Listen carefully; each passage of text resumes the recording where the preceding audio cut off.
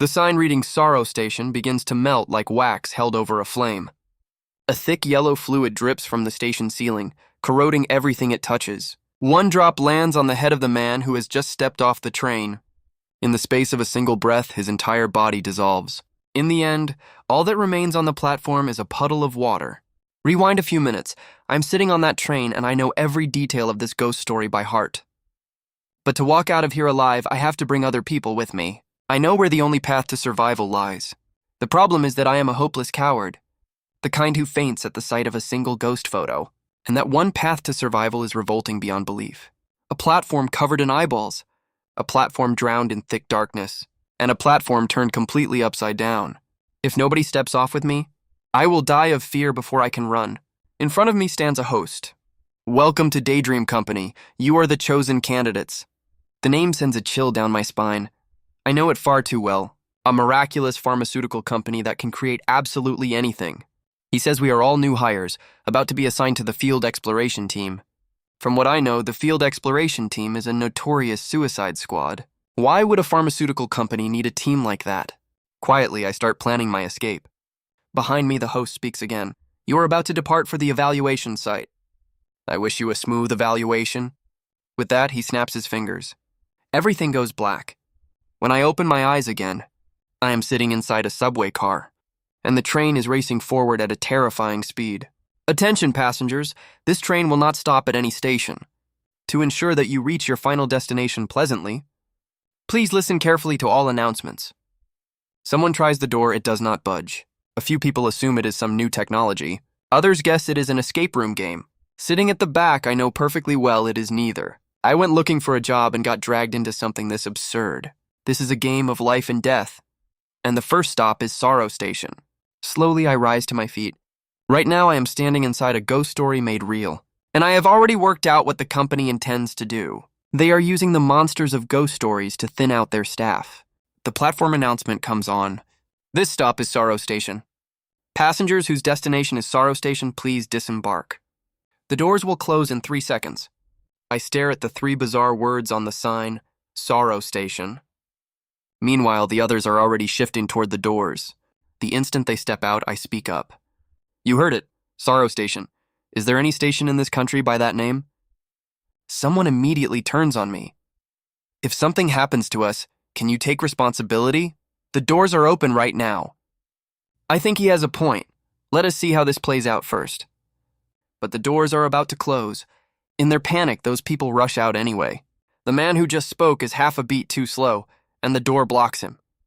If I had only been a little faster, I would not be stuck on this train. Then he dumps all the blame on me. I understand. Everyone just wants to throw everything aside and run. The pity is that stepping off at this station means death. The 2 on the platform even turn back to worry about us. Are you really all right staying on board? For those who got off, what waits ahead is hell on earth. The one still standing bolts searching for a way out. But the entire ceiling is melting down. There is nowhere left to hide.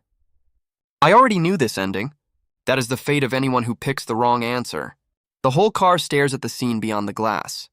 Past this station, the probation period for new hires officially begins. A minute later, the train pulls away again. Daydream holds jurisdiction over the darkness. In other words, over supernatural stories. Its employees are sent directly inside those ghost stories to carry out missions. The train is departing from Seoul Station. For a safe arrival, please heed all announcements. By now, the car has descended into chaos. Honestly, I have an advantage over the others. I have read this entire ghost story encyclopedia. If only I were the kind of invincible protagonist reborn into the world he loves. But I cannot handle horror. To put it bluntly, I am a hopeless coward. Text is fine. I can devour it page after page. But the moment it becomes an image, I am finished. Whenever friends invited me to a horror film, I always refused. The worst time, I passed out right there in the theater. 8 survivors remain in this car, and the next stop is Grudge Station. I sigh inwardly. Grudge Station. They may as well kill me now. At that moment, a glow flares up beside my hand. I look up. A notebook floats there, its cover reading Darkness Exploration Records. Judging by the others' reactions, it seems I am the only one who can see it. The rest of them have already gone limp with terror. I quietly poke the notebook. The pages immediately turn. Then a button shaped like an X appears. If I am not mistaken, this is an item box. Merchandise tied to darkness exploration records. But why is such a thing in my hands? Rewind a few hours. I arrived at a shopping mall. Darkness Exploration Records is an online ghost story universe. Built around investigating anomalous phenomena known collectively as the darkness. And I am a fan utterly immersed in that universe. That day I stood in line for ages just to buy merchandise. I had come once already the week before, but I had not been brave enough to play the roulette. The problem was that the pop-up closed the next day. Miss it now, and the chance was gone. So I decided to try. A roulette wheel appeared in front of me. Each slot held a prize. All I had to do was press the button and let it stop. I would end up with a consolation prize at best. I pressed the button. To my astonishment, the needle stopped on first prize. The staff applauded wildly. "You have won the grand prize!" The reward was an item box. I opened the box. Inside was a phone, the kind used to create a character. Along with it came an employee badge. The staff member gasped. "It is Daydream Company, one of the 3 most famous factions in the series." That much I knew. Large corporations tangled up with the supernatural is a well-worn trope. And the field exploration team is the crew flung out to investigate at the slightest tremor, work to the bone. She told me to treasure it. All I wanted was to shove it somewhere out of sight. But right then, the air around me changed. The scene before my eyes began to warp. The staff member's face distorted as well. Then a wave of vertigo swallowed me whole. When I opened my eyes, I was in this world, and the thing I had received was a tool that turns memory into text. I stuck it onto my phone. Sure enough, the phone lit up with a golden glow. All kinds of information appeared on the screen. The thing actually worked. Darkness Exploration Records, which I could only half remember, now lay before me in perfect detail. The series I have fallen into is an anthology of hundreds of ghost stories written by countless different authors. Remembering them all is hard enough, and on top of that, I have to deduce how to survive and choose the right answer. But with this, everything changes. What I need now is to find the corresponding chapter. I skim quickly through the contents. The next stop is Grudge Station. Having read these escape cases, I know roughly where to get off. But there is still a problem. How do I convince those people to disembark at the right station? They are already scared out of their minds. No matter what, I have to pull as many of them off with me as possible. Not because I am kind. I have no leisure for playing savior. I am a coward. Which is why I cannot step onto that revolting platform alone. A platform covered in eyeballs. A platform drowned in darkness. A platform turned upside down. The odds of me fainting halfway and never getting out are over 99%. Getting off at the correct station and still failing to walk out would be a joke. Slowly, I stand up. It is time to recruit a few people from this car. People follow the crowd. Once one person steps off, the rest will follow. Just then, I hear a voice. "What on earth is going on? It is not like this is a ghost story." I turn my head. Finally, someone I can work with. A young woman sits there, eyes fixed on her phone. "Hello, sorry to bother you." "Did you just mention ghost stories?" She says she watches ghost story videos online, which is why the thought crossed her mind. One moment she was sitting in a lecture hall, the next it was a subway car. The feeling is deeply wrong. Then there were the people who just died. Those scenes turned her stomach. She is barely holding down the urge to be sick. I feel the same. Everything is so unreal that I cannot think straight. She stares at me. That cannot be true. You look like the calmest person here. Easy for her to say. She has never seen me faint. Just then another person walks over. I have been wondering. You are the one who sat beside me earlier, aren't you? He quietly asks where I got that thing. What he is pointing at is the item box in my hand. He extends a hand to introduce himself. "I am Bexy Hayon, and you?" The name makes me jolt. This is a star employee. His final position was manager, with a total of 106 recorded explorations. And his nickname is the Viper. Of all people, he is here as well. The young woman stands too and says her name is Ko Young-yoon. That name I have never heard before. Which means one of 3 things. She is a character never revealed, or one who settled her business and left the company early, or one who is about to die. I stand up and introduce myself. Right now, the 3 of us should form an alliance. While we talk, the crowd has already split into several groups. They are trying to contact the other cars. It is pointless. On this ghost train, movement between cars is forbidden. The announcement comes on. Paradise Station has arrived. People say the name sounds rather pleasant. My face darkens. Never choose a station just because the name is easy on the ears. In this story, the theme of the station names keeps changing.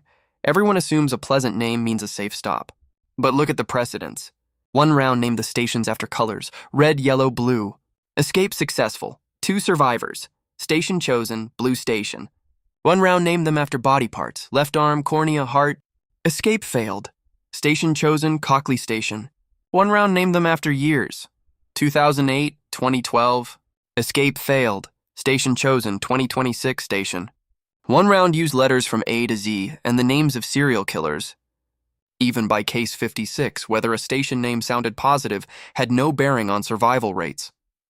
This station looks normal enough. Should we get off and see if we can find anyone? Someone is already itching to move. I panic. I need teammates. I cannot watch them die. I plant myself in front of the doors. Are you certain you want to get off here? What makes you so sure the next station is safe? Ghost story or horror film, it makes no difference. Have you ever seen anyone survive on instinct alone? With no reasoning at all? Are you truly willing to bet your lives on it? Someone screams at me. So do you have some brilliant deduction the rest of us missed? I have picked up a few hints. And those hints are in the announcements. You all remember what the broadcast said at the very beginning, don't you? It has told us over and over to listen to the announcements, follow the announcements. Someone still argues. Paradise Station sounds fine to me. Living in paradise is the whole point of life. I ask him, so is Paradise Station your final destination? A woman flares up. You are overstepping. If we lose our chance to escape because of you, will you take responsibility? I will, but first you have to listen to me. The doors slide shut. I warned them. Surely they will listen now. But in the car ahead, someone still steps off. That is it. Another scene I do not dare to watch. Molten gold spreads across the platform. Gold in liquid form. The whole group sinks into it. Their bodies begin to dissolve. In the end, the flesh separates entirely from them. They have paid the price for their choice. Those still on board silently rejoice. Thank goodness I stopped them. Then someone grabs my shoulder. You are certain you can find somewhere safe? You will take responsibility for us? As long as you listen to me, nothing will happen. Suddenly, I am the one everyone expects to have the right answer. Meanwhile, my legs are shaking. Baek Hyun offers praise. Remarkable, he says. People like you are rare these days. You have made a bold claim. I hope you can live up to it. Baek Hyun, which station do you plan to get off at? He says none. He does not understand these things.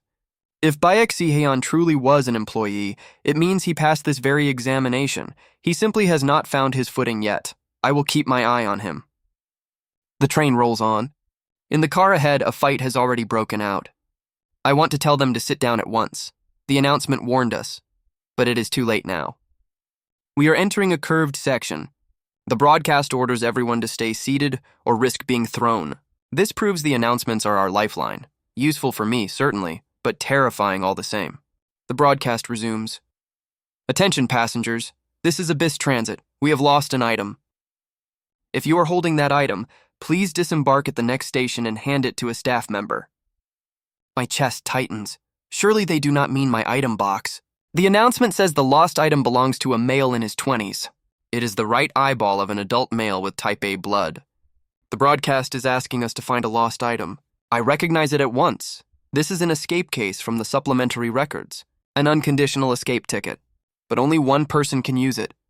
I decide I will simply pretend I did not hear. Someone suggests identifying the target first. But after a full round of questions, no one is 20 with type A blood. Someone asks me. I say I am type AB. A lie, of course. I am type A, but this station will pass anyway, so there is no reason to mark myself as the target. Then someone speaks up. I match those conditions exactly. And a second later, he senses something is wrong. Baek Hyun is watching him with ice-cold eyes. You said you are type A, correct? At that moment, the broadcast sounds. Wrath Station has arrived. The instant the doors open, Baek Hyun strikes. My apologies, someone is looking for you. He drives the corner of his phone straight into the man's eye socket. The entire car falls silent in horror. Then he delivers a kick. The man is launched out of the doors screaming, "My eye!" At the same time, Baek Hyun steps calmly onto the platform. He is transformed completely. The broadcast said one eye is all it takes to escape. What are you idiots waiting for? They said it. Hand over the lost item and you may disembark. The car sits stunned. Ko Young-eun has not recovered. As for me, I find nothing strange about it. Baek Si-hyun's nickname has always been the Viper. That he could do this surprises me not at all. Instead of giving up his own left eye as the story describes, he chose to blind someone else. Bold beyond belief. The problem is that he never needed to go that far. Because earlier I spotted something nearby. First, a lost item is not something that belongs to you. It is something dropped by another. And I have found the eyeball of a 27-year-old male type A Rh positive. This lost and found game is in truth a treasure hunt. You must find an object in the car that matches the description exactly and carry it out. There have indeed been people who cut off their own body parts to escape. I do not intend to condemn him for seeking a way out, but his method crossed a line. I simply tap the glass and gesture for him to look at what is in my hand. The moment he sees the eyeball, Baek Si-hyun's eyes go wide. The broadcast sounds. Disembarked passengers, please wait a moment. A staff member will attend to you. Then a swarm of syringes materializes in mid-air. They shoot as one toward Baek Si-hyun's left eye. With a wet snap, the device extracts his left eye clean. The lost item has been safely delivered to station staff. Not one person in the car pities him.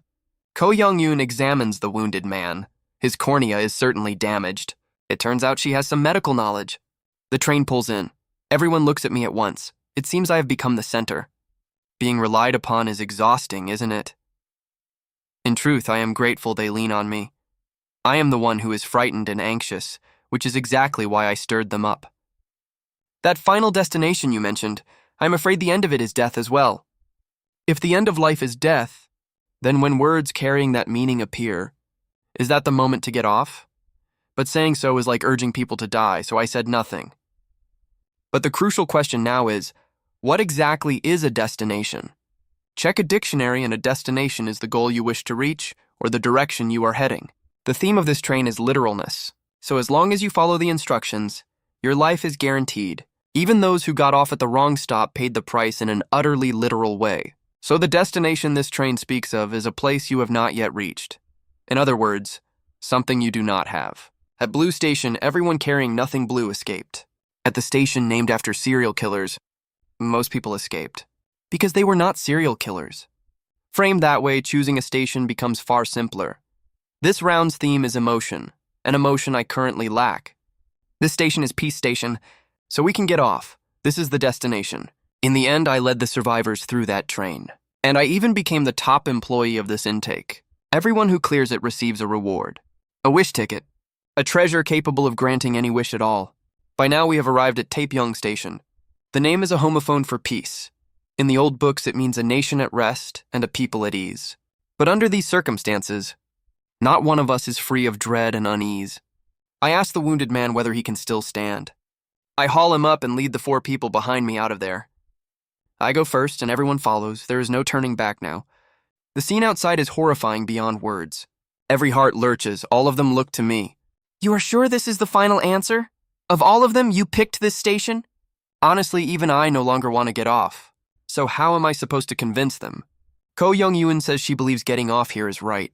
Of all of us, only you are certain. When everyone else panicked, you stayed calm. We have to listen to someone in the end. I would rather listen to a decent person. With that, she steps off first. For those still sitting safely inside the train. This is the real answer.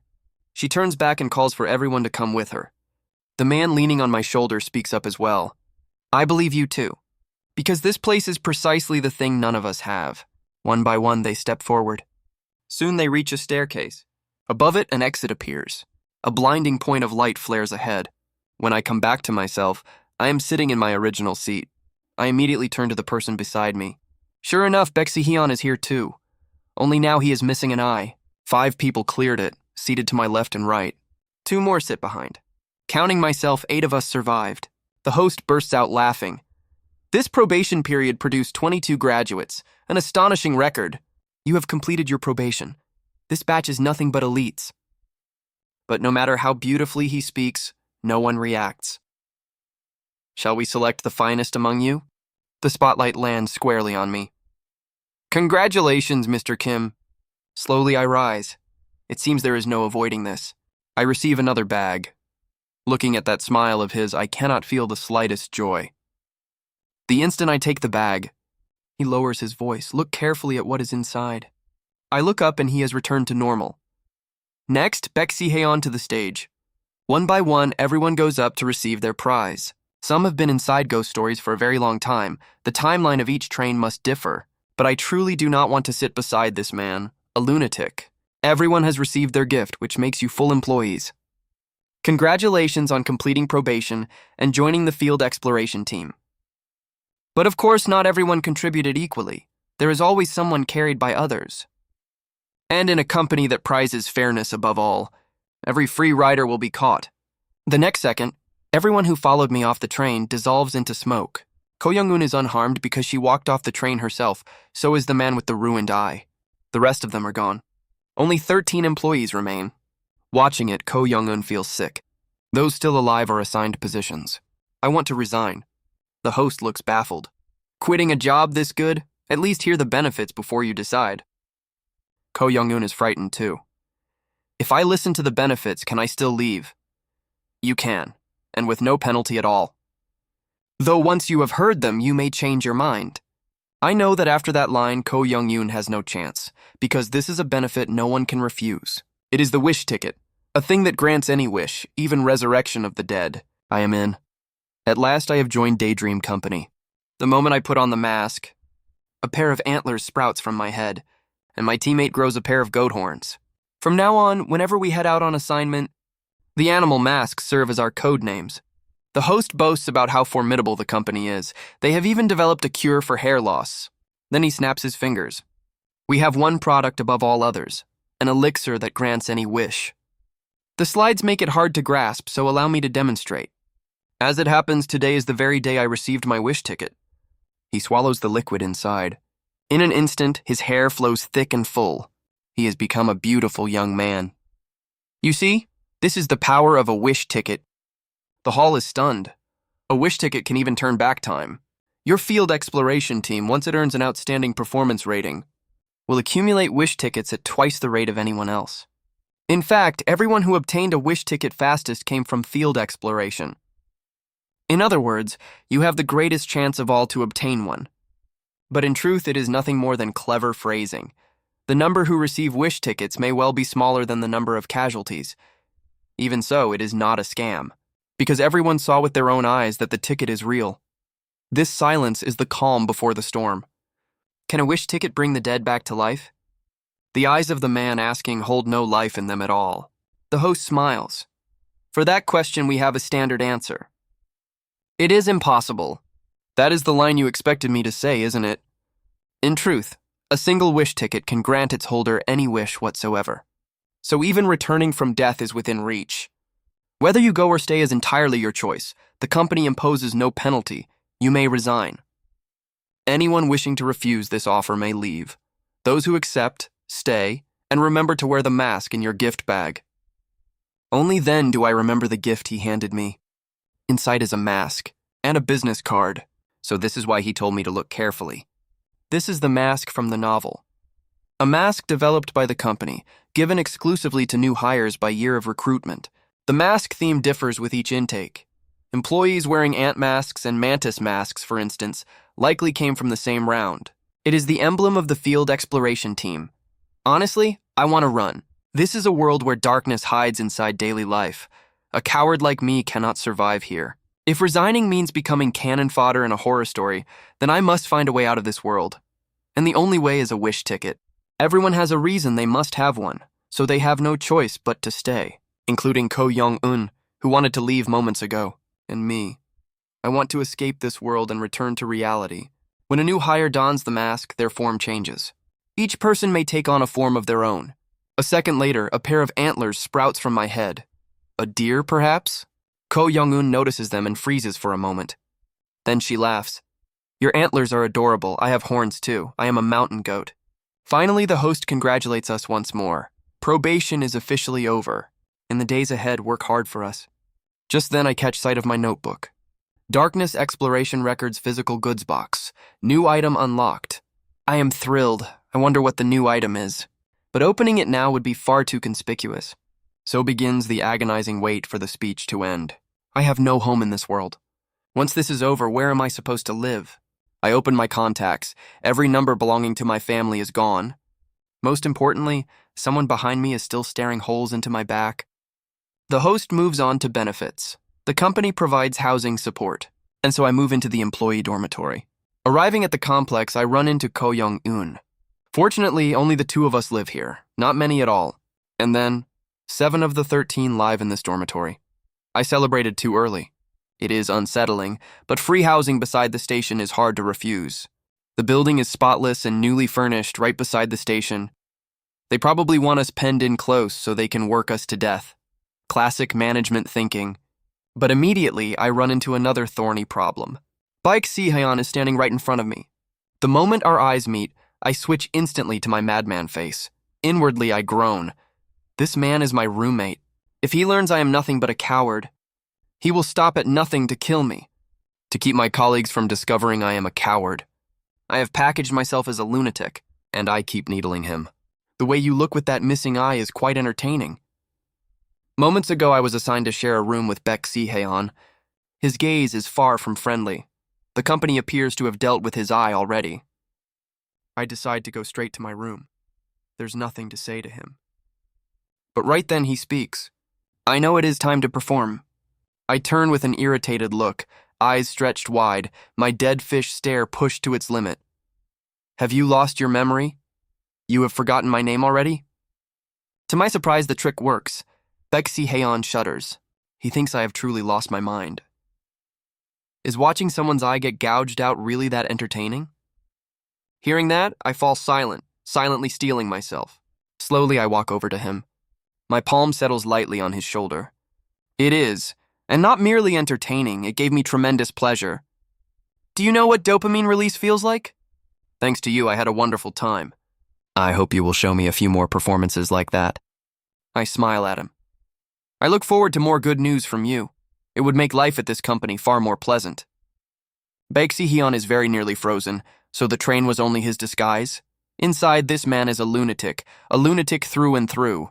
Because the effect I wanted has been achieved, he will not dare provoke me anytime soon. Years of dealing with clients taught me that there is a specific name for people like Baek Si-hyun. The God complex type. They twist memory to justify themselves, feel no shame, hold no conscience, bully the weak and fear the strong, cannot be reasoned with, yet turn startlingly sharp the moment profit appears. The type who invents a version of reality and insists it is the truth. With such people, the best approach is to bluff first and strike first. Saying I want to work alongside him is obviously a lie. It is both a bluff and a precaution. The odds of 2 new hires landing in the same team are laughably low anyway. All I need is a lie convincing enough that I do not wake up stabbed and short one eye. Soon I reach my room. The sight stops me in my tracks. Free company housing, furniture spotless as though brand new, a private bathroom, deep cleaning every week, all for 100,000 won. On the desk sits a welcome gift, premium snacks and office supplies. This is insane. What kind of absurd employee benefits are these? They are all staff already judged capable. The company must want to lower the turnover rate. Thoughtful of them. Then I notice a diary on the desk as well. Strangely, the diary is dated last year. I understand at once, it belonged to my predecessor. Written on it are 2 words, run away. But there is nowhere left for me to run. What I have fallen into is not simply this company. It is this entire world. I am alone now. I hesitate over whether to look at that thing. There are no cameras in this room, surely. After much hesitation, I touch it anyway. The pages turn once more. A small pouch falls out marked with a smiling face. This must be the smile sticker. Attached to a sentient creature, it makes that creature feel a trace of goodwill toward the user. This cheap-looking sticker is in essence an item for manipulating affection. More plainly, a bribery tool. Which is precisely why it was scrapped entirely. Its effect was too strong. After the writers used it to fight one another in a death arena, it was decided the item should be deleted. This is likely the only one left in existence. Only full employees and above can use a smile sticker. I must have unlocked it the instant I became one. So every time my rank or department changes, I receive new merchandise. This thing really will help me survive. They should never have dragged me into this world in the first place. Even this notebook feels like an object stepped straight out of a ghost story. With all that done, I get ready to sleep. I do not start work until next week. So much happened in a single day that my nerves are nearly shredded. Closing my eyes drops me into a bottomless spin. Morning of the second day arrives quickly. Ko Young-yoon looks at me astonished. Mr. Kim, did you not sleep well? After everything that happened, how could I sleep well? If I could, I would not be a coward. Ko Young-yoon tells me to keep my spirits up. The field exploration team occupies floors 10 through 15. My floor is 13. Soon I reach the office. I only hope they are easy to work with and that none of them is like that viper. When they see me come in, they seem genuinely pleased. Hello, from today I have been assigned to Team D. I have heard about you. Welcome. The two of them are team leader Park Min-seong and deputy leader A-rin. Neither seems the type to bully a new hire. A-rin, the one with blue hair, speaks up. Just so you know, Team D's nickname is the Graveyard of Rookies. I nearly faint on the spot. Only then do I hear her add, I am joking. I start wondering whether I should resign early. I introduce myself as well. My name is Kim So-yeon. Blue hair warns me to be careful. People die easily here. She says resigning would not be a bad thing. There are plenty of other jobs out there. Park Min-seong tells her to stop frightening the new hire. Hearing I placed first in my intake, blue hair grows curious and demands I show off. Park Min-seong tells me to sit down. The captain is out in the field. Just then, the radio on the desk crackles to life. This is the traffic report. Clear skies from this morning continuing throughout the day. I look at the radio. This is a weather report with no connection to reality whatsoever. This radio is itself an urban legend. Park Min-seong switches it off. This rookie is uncanny. He learns fast, doesn't he? It is rather like a daily fortune reading, a relatively safe urban legend. And this radio is rated Twilight Class. You are wondering what an urban legend and a Twilight Class even are, aren't you, you shut-in? He sees straight through me. Then he hands me a small tablet. Things like the orientation video for new field exploration recruits. The opening animation is dull as dust, like watching a cartoon. What kind of company is Daydream Limited? Allow me to explain. We manufacture everything you need, medicines that work like magic. Did you know? Supernatural phenomena still exist in modern society. Sleep with the electric fan running and it may kill you. The rooftop floor that does not exist on the elevator panel. The red mask, and countless other terrifying urban legends. Daydream manages every one of them, and harvests dream dew from them, the substance that becomes our wish-granting elixirs. The animation asks, what is dream dew? It is Daydream's single most important resource. And there are extraordinary people gathering it for us. Those extraordinary people are the exploration teams. The exploration team's mission is to collect dream dew, a miraculous material obtainable only from supernatural phenomena. Did they swap ghost story for urban legend to make it sound less frightening? Gentler words, cuter packaging. But this is the true nature of Daydream. A secretive organization, manufacturing and selling supernatural elixirs. Dream dew is the primary raw material, harvested from ghost stories. With enough of it, they can produce an elixir of immortality. They can create elixirs that come close to manipulating reality itself. So who are the main buyers of such elixirs? The upper class of this world, naturally. In the end, from beginning to end, this is a business. Before me lies the operations manual of Daydream Company's field exploration team. The future of our company rests on your shoulders. Best of luck. They call them urban legends and so on, but there is a response manual, so you need not worry too much. By the way, inside the company we call them dark bodies. Use that term unless you want outsiders thinking you are a ghost story nerd. With that, he rises slowly. Are you ready to set out on an exploration? I freeze. Of course I am not. Surely not on my first day. This afternoon, Park Min-seong will conduct a light darkness exploration. Blue hair hands me a syringe. It is a dream dew collector. She tells me not to lose it. Each one carries a serial number, and losing it causes serious trouble.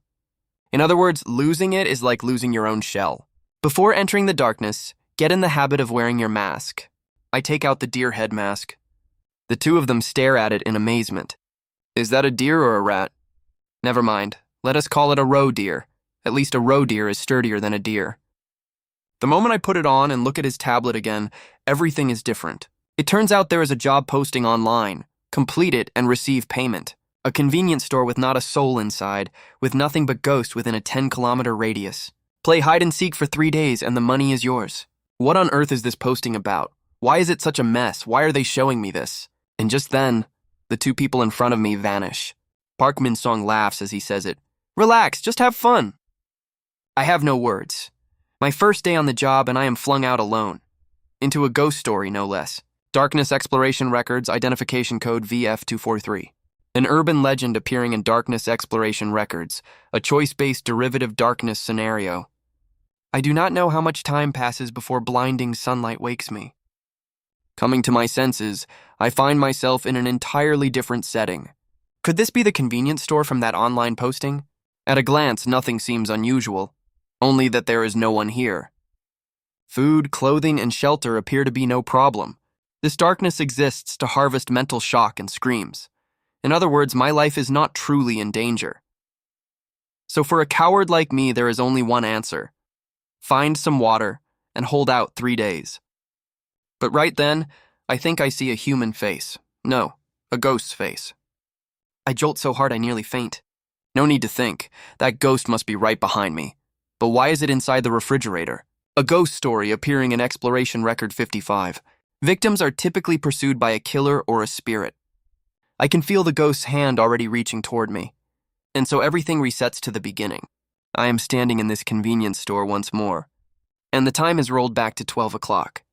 The countdown begins. An endlessly looping urban legend is now in motion. I am back at the starting point. I would rather stop living than face this thing for 3 days. The worst part is that 3 days may not even be the end. Every time it catches me, I fall back into an infinite restart loop. A coward like me will go mad before 3 days pass. I need another way. First, I have to find somewhere to hide. But the moment I look down, it is right there in front of me. Its appearance is truly horrifying. Thankfully, I dodge in time. Otherwise, it would have caught me again. It seems to be hunting me relentlessly. I knew it. In situations like this, they always shove their faces right up against yours. The trope is everywhere. I'm too tense now to even open my phone. Memory is the only thing I can rely on. I ransack my own mind. I believe there is an anomaly here. A case where the flow of time did not match expectations. I think I have read something similar. Suddenly, my expression changes completely. The more popular an urban legend becomes in a region, the more anomalies it produces. That is the nature of collective authorship. When a legend is first born, it follows a fixed set of rules. But as its popularity climbs and records pile up, the patterns inevitably begin to repeat. That is when people start cooking up exceptions. They insert twists into the narrative to escape repetition and tedium. The record I have just recalled is one of them. A squad that survived 12 hours inside an abandoned hospital. But in a legend that should have ended after 12 hours, escape took 4 hours longer. It was an anomaly that distorted time inside the investigation. I curse my own sluggish mind. Then suddenly I remember. It was because the doctor's shift change notice never arrived. An employee had accidentally cut the phone line at the counter, and so it passed 7:12 in the morning, and the sun still had not risen. The legend did not end. The doctor's shift continued. 16 hours after entering the darkness, the line was restored. The phone rang at once, and the doctor took the shift change call. At 16 hours and 11 minutes, the doctor vanished. The legend ended. It is a case of extended time, but it hides a clue. There exists a trigger capable of forcing a legend's time to end. If it did not end because the trigger never fired, then in reverse, if I fire the trigger early, it might end early. But right then, I hear a telephone. And the rings keep coming, one after another without pause. I understand immediately. The urban legend is toying with me. It clearly knows where I am hiding. But it does not charge in to seize me. It wants something from me. I have no choice but to break out! But it will block the counter directly, and I will not get through. So my only option is to slip around the side. Just then it gives me a smile. Found you. And its hand lunges for me. I am back at the starting point. I will never survive 3 days. Loop this a few more times and my mind breaks first. I have to find that trigger, find a way to fire it, and pull the legend's ending forward. If I can use that clock to force what happens 3 days from now to happen right away, the legend will end. So what actually happens in a convenience store 3 days later? Put out stock that should not arrive for 3 days? No, too complicated. It needs to be more direct. Soon enough it comes to me. Expiration dates. A convenience store discards food the moment it expires. I find an unexpired lunchbox in the refrigerator. This time I really have hit the jackpot. If the plan works, I will be out of here at once. Strangely, that ghost has not shown itself again. It is playing with me. Does it find this amusing? Most point-of-sale systems allow you to change the date and time. I set it straight to 3 days ahead. I changed the time to 11:59 at night on the 7th of April. A moment later, the machine confirms the change. I cannot help but smile. It worked. Then the alert appears. All products approaching expiration. Sure enough, the urban legend hears it too. Its eyes fix on me. But by now I am well hidden. It does not find me. Except that the direction it runs is exactly my direction. Then it charges straight at me. I scan the item in my hand at once. Register expired products? I press the button. The screen reads, expired products registered.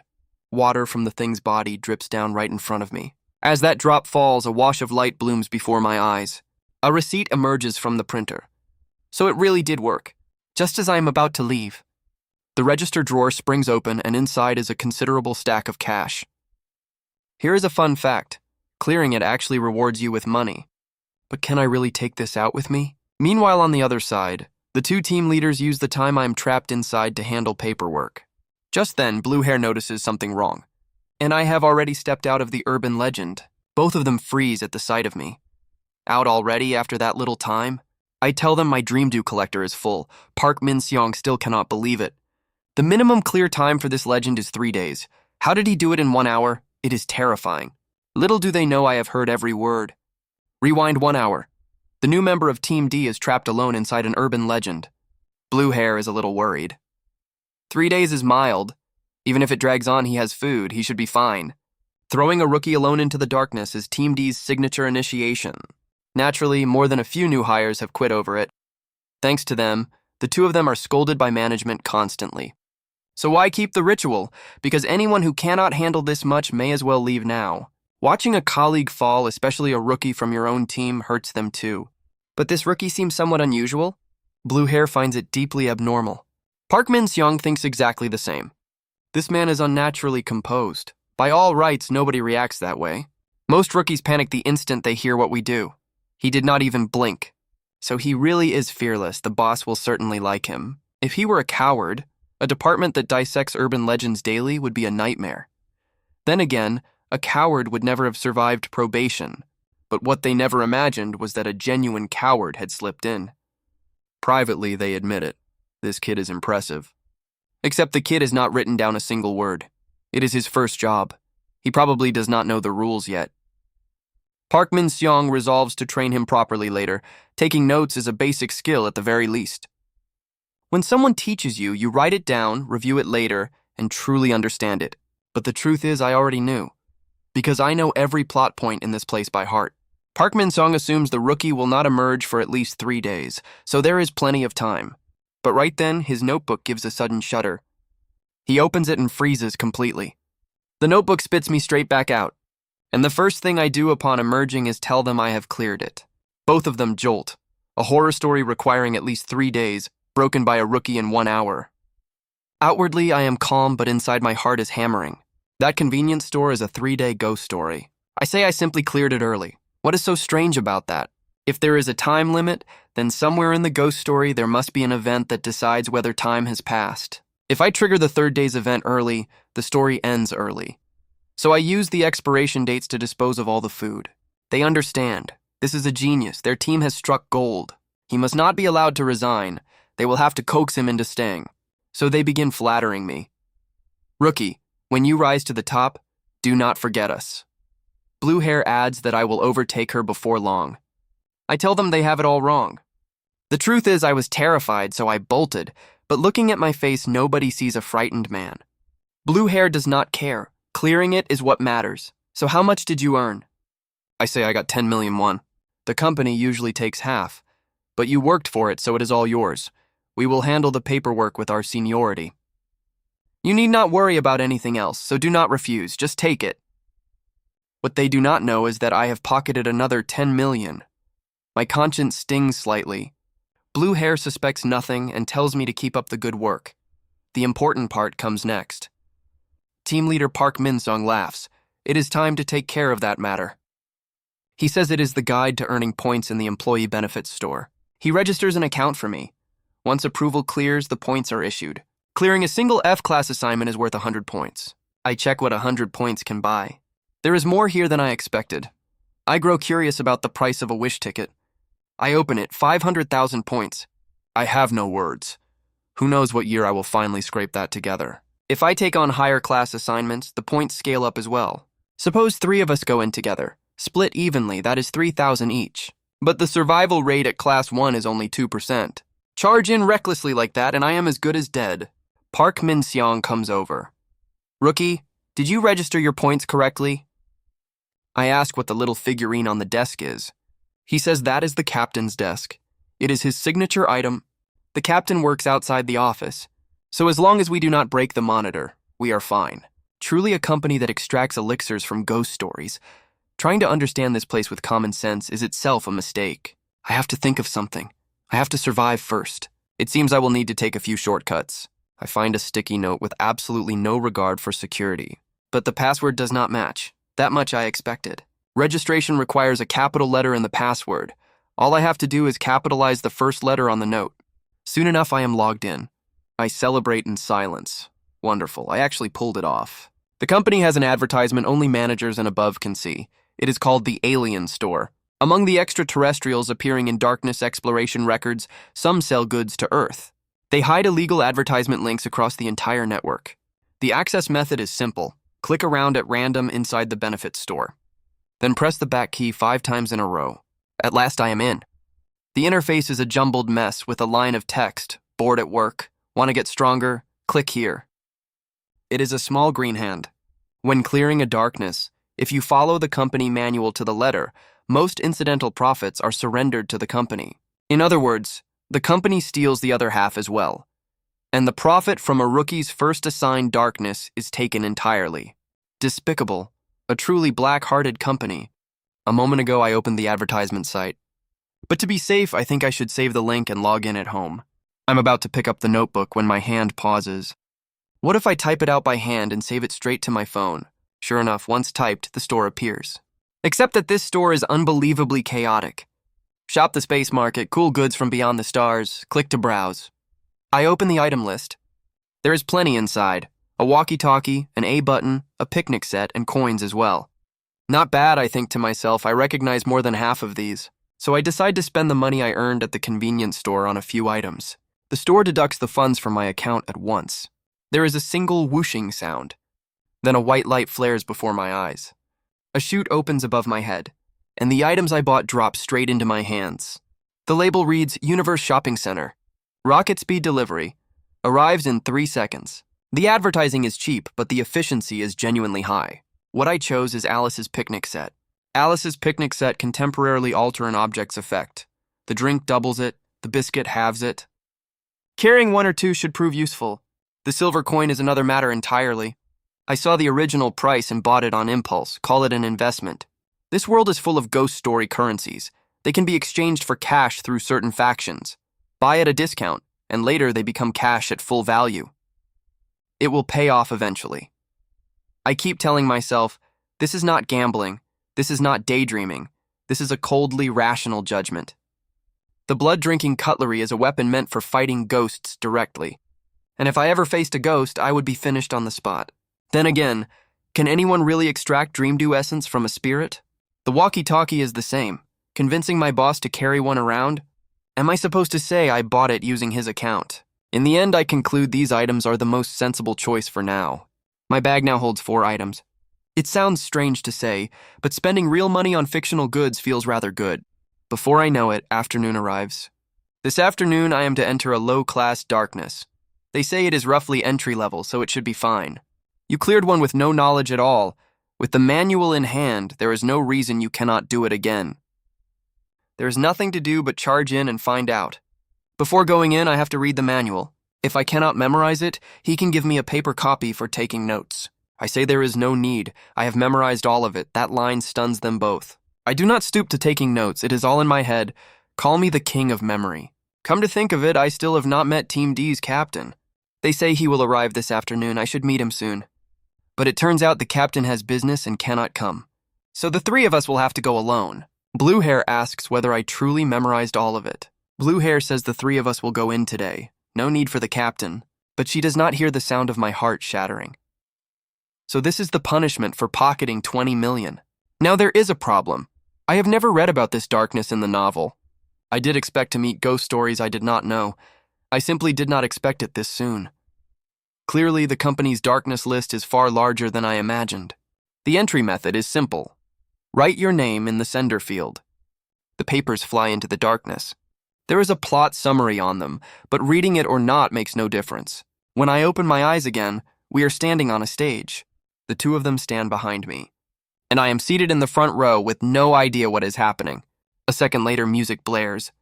Welcome to the quiz segment. Right now, we are facing a new ghost story game. It is called the Tuesday Quiz Show. The host knows this is our first time on a live broadcast, so we are very tense. Except this host is peculiar. His head is a television set. The stage lights blaze on. He shouts to the crowd below, "Now then, let us hear you cheer!"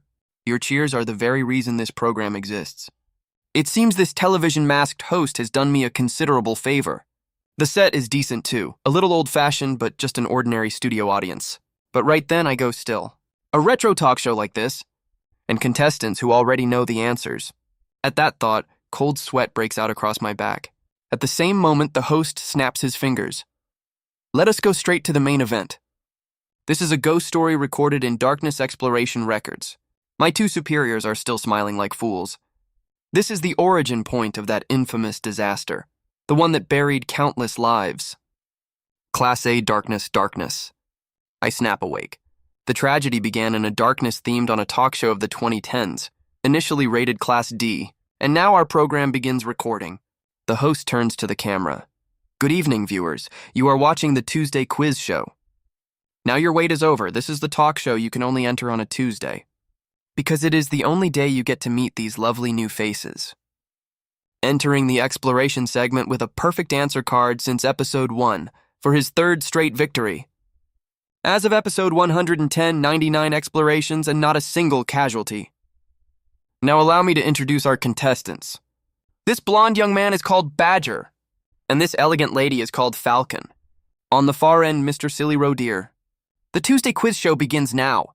Episode 110 means the 99th exploration. I glance back at my two superiors. They nod at me, signaling that all is well.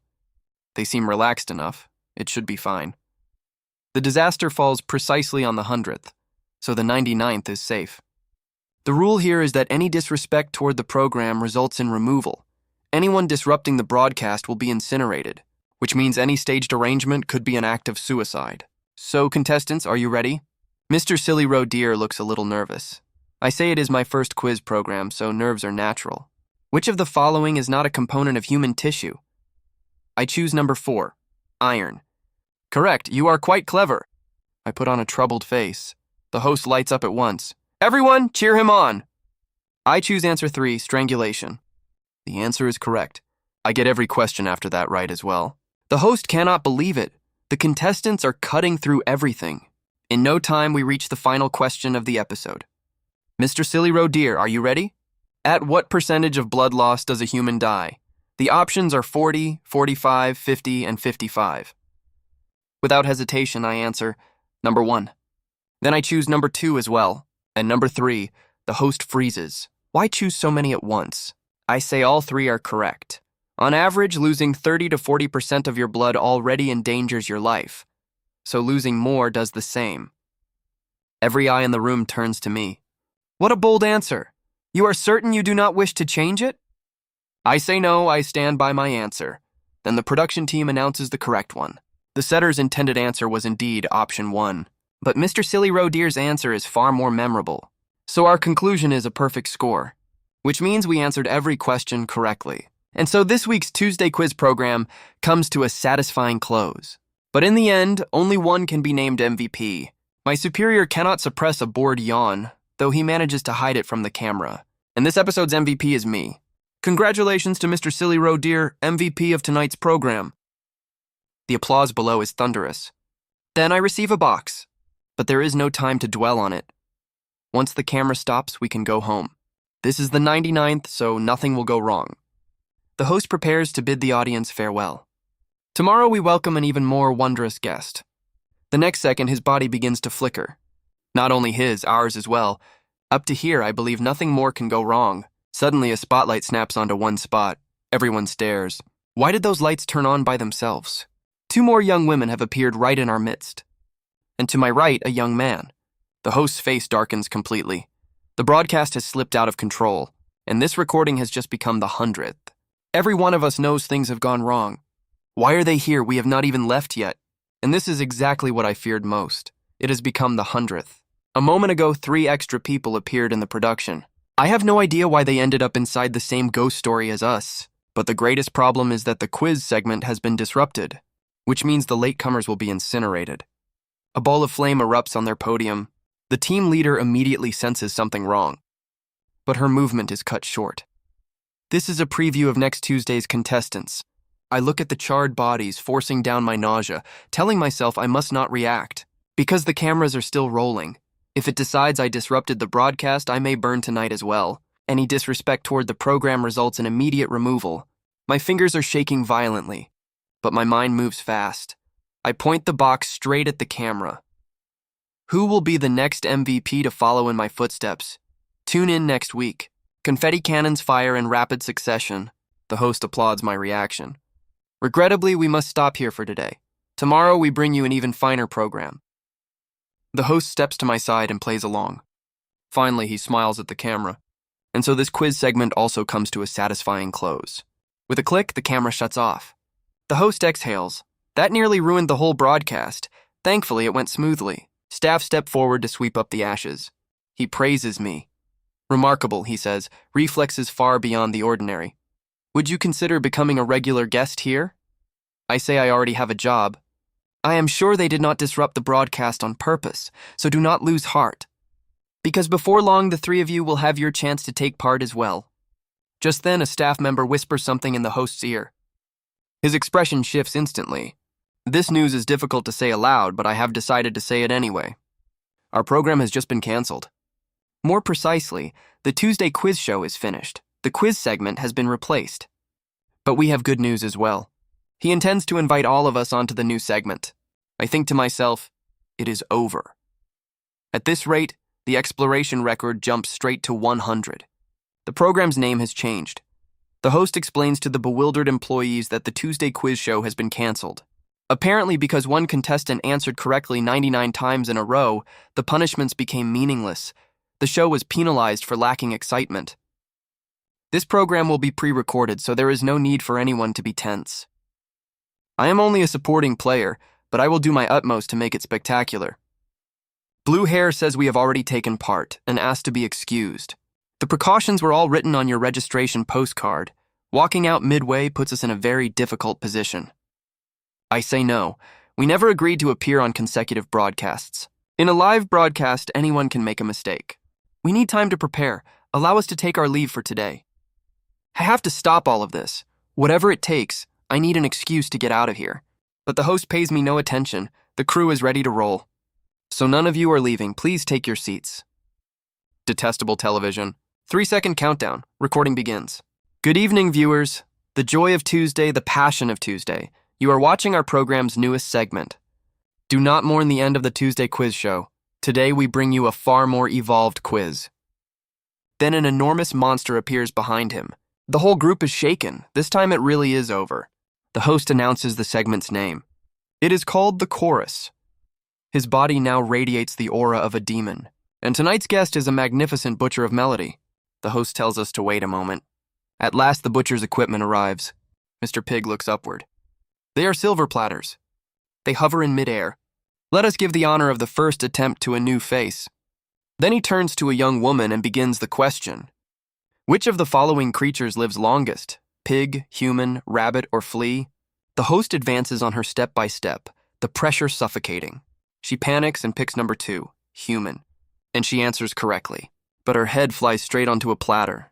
Only her body remains standing where it was. The sacrificial conductor consists of 1 conductor and the 3 silver platters he summons. The first member of the chorus is in position. The heads of participants are placed on silver platters. The selection method depends on that day's broadcast segment. The highest number of heads on record is 7. A single head causes mild headaches, anxiety, and sudden emotional surges. Another young woman is terrified out of her wits and screams. The host unleashes fire and burns her away. Then he turns to the last new face. Are you ready? That man says he does not know. He would rather take the punishment than become such a thing, and he is eliminated on the spot. My two superiors stare in shock, alarms screaming in their heads. Only minutes have passed and 3 people are dead. The punishment system is gone. A wrong answer means immediate elimination. A correct answer sends your head onto a platter, into a Class A story, and into becoming a vengeful spirit. Suddenly, I remember something I have been overlooking. My name has never once appeared in Darkness Exploration records. The host turns his head. A familiar face. Now it is your turn to answer. And the one who must answer is my superior, Park Min-seong.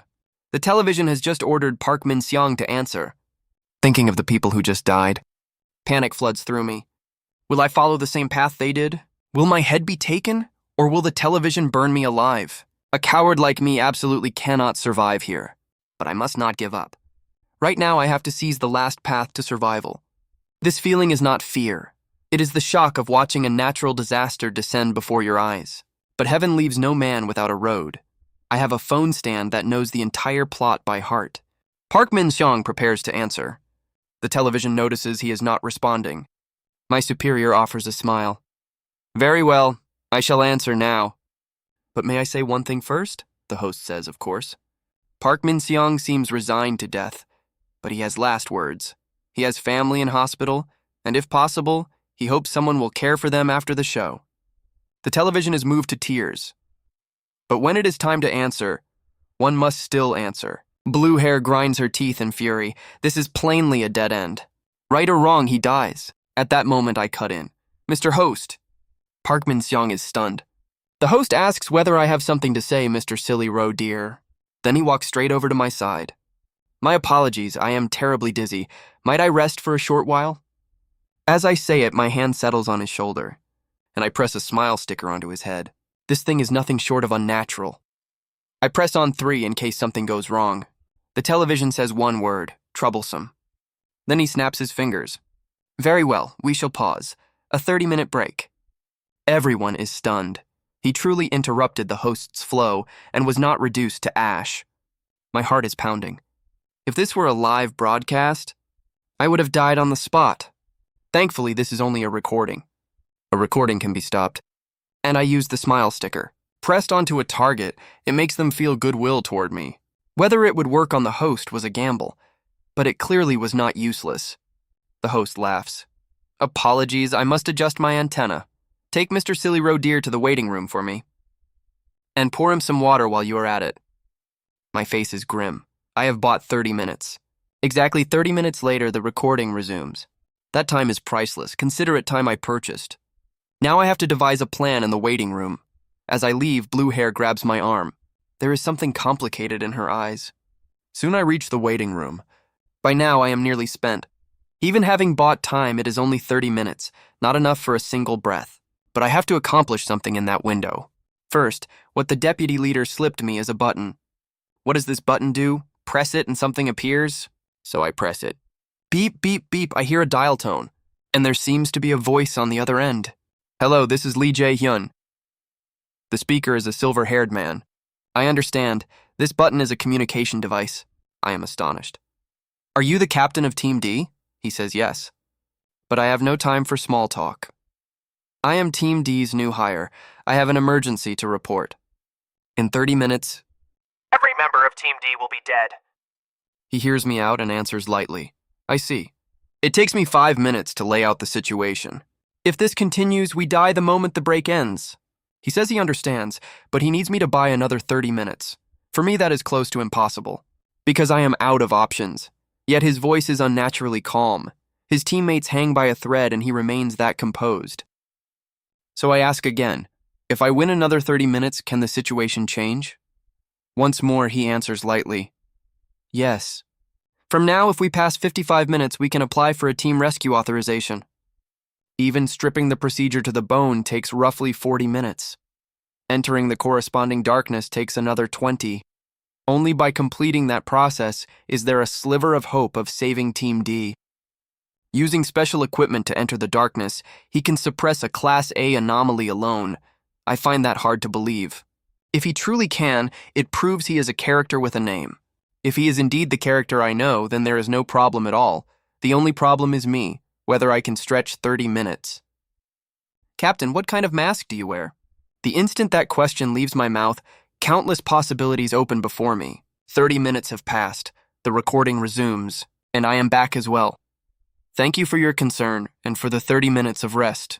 He says there is no need. He has always looked after Mr. Silly Roe Deer. The smile sticker is certainly still in effect. The plan is in place now. I ask for nothing more. My two superiors are ashen. Blue Hair does not want to watch her friend die. And I am straining with everything I have. I must buy another 30 minutes. Mr. Host, there is something I wish to say. A moment ago, to stall for time, I decided to make conversation with the host. First, I have to bring the host onto my side. So I begin flattering him. Mr. Host, the love and dedication you pour into this program are admirable. Visually, you have everything in perfect order. The program is thoroughly gripping. Facing death, my flattery has no limits left. To my surprise, the host genuinely enjoys being flattered. He actually chats with me. I loathe saying these things, but to stall for time, I have no choice. The band segment has been cut down far too much. The punishment segment is gone as well. You have even used canned applause, in place of a real audience reaction. It no longer resembles the talk show I once knew. The waiting room was once the host's private space. The walls are papered with posters of that show. During live broadcasts, the posters interacted with the audience in real time, so the whole program now feels rebuilt purely to cut costs. But could the reason for this overhaul be that guest? It seems highly likely. The host despises the program's current format. Once I finish saying all that, his mood sours. That is not something a contestant should concern himself with. Are those words not somewhat unnecessary? But I am out of options and press on with the flattery. He begins to respond. Show business is cruel. If audiences prefer that format, then recognizing it clearly and adapting quickly is part of being a performer. But I prefer your old program, sir. I mean that sincerely. The Tuesday quiz interacted with every viewer in real time. The story felt genuinely alive. As a viewer, at least, I prefer the older version. The host is growing impatient. He no longer wants to chat with me. He says there are 60 seconds until recording resumes. Everyone back to their positions. I think I have done enough. This is the limit. The final second passes. The 100th recording officially begins. Rewind half an hour. I asked the captain what animal his mask was. He said a lizard. Meanwhile on set, Park Min-seong must face the host's question. But his expression is calm, as though he has already accepted death. At that moment, I call out to him. I already know his answer. He probably intends to say, I do not know. Because being burned to ash is preferable to becoming a head-shaped instrument repeating one line forever.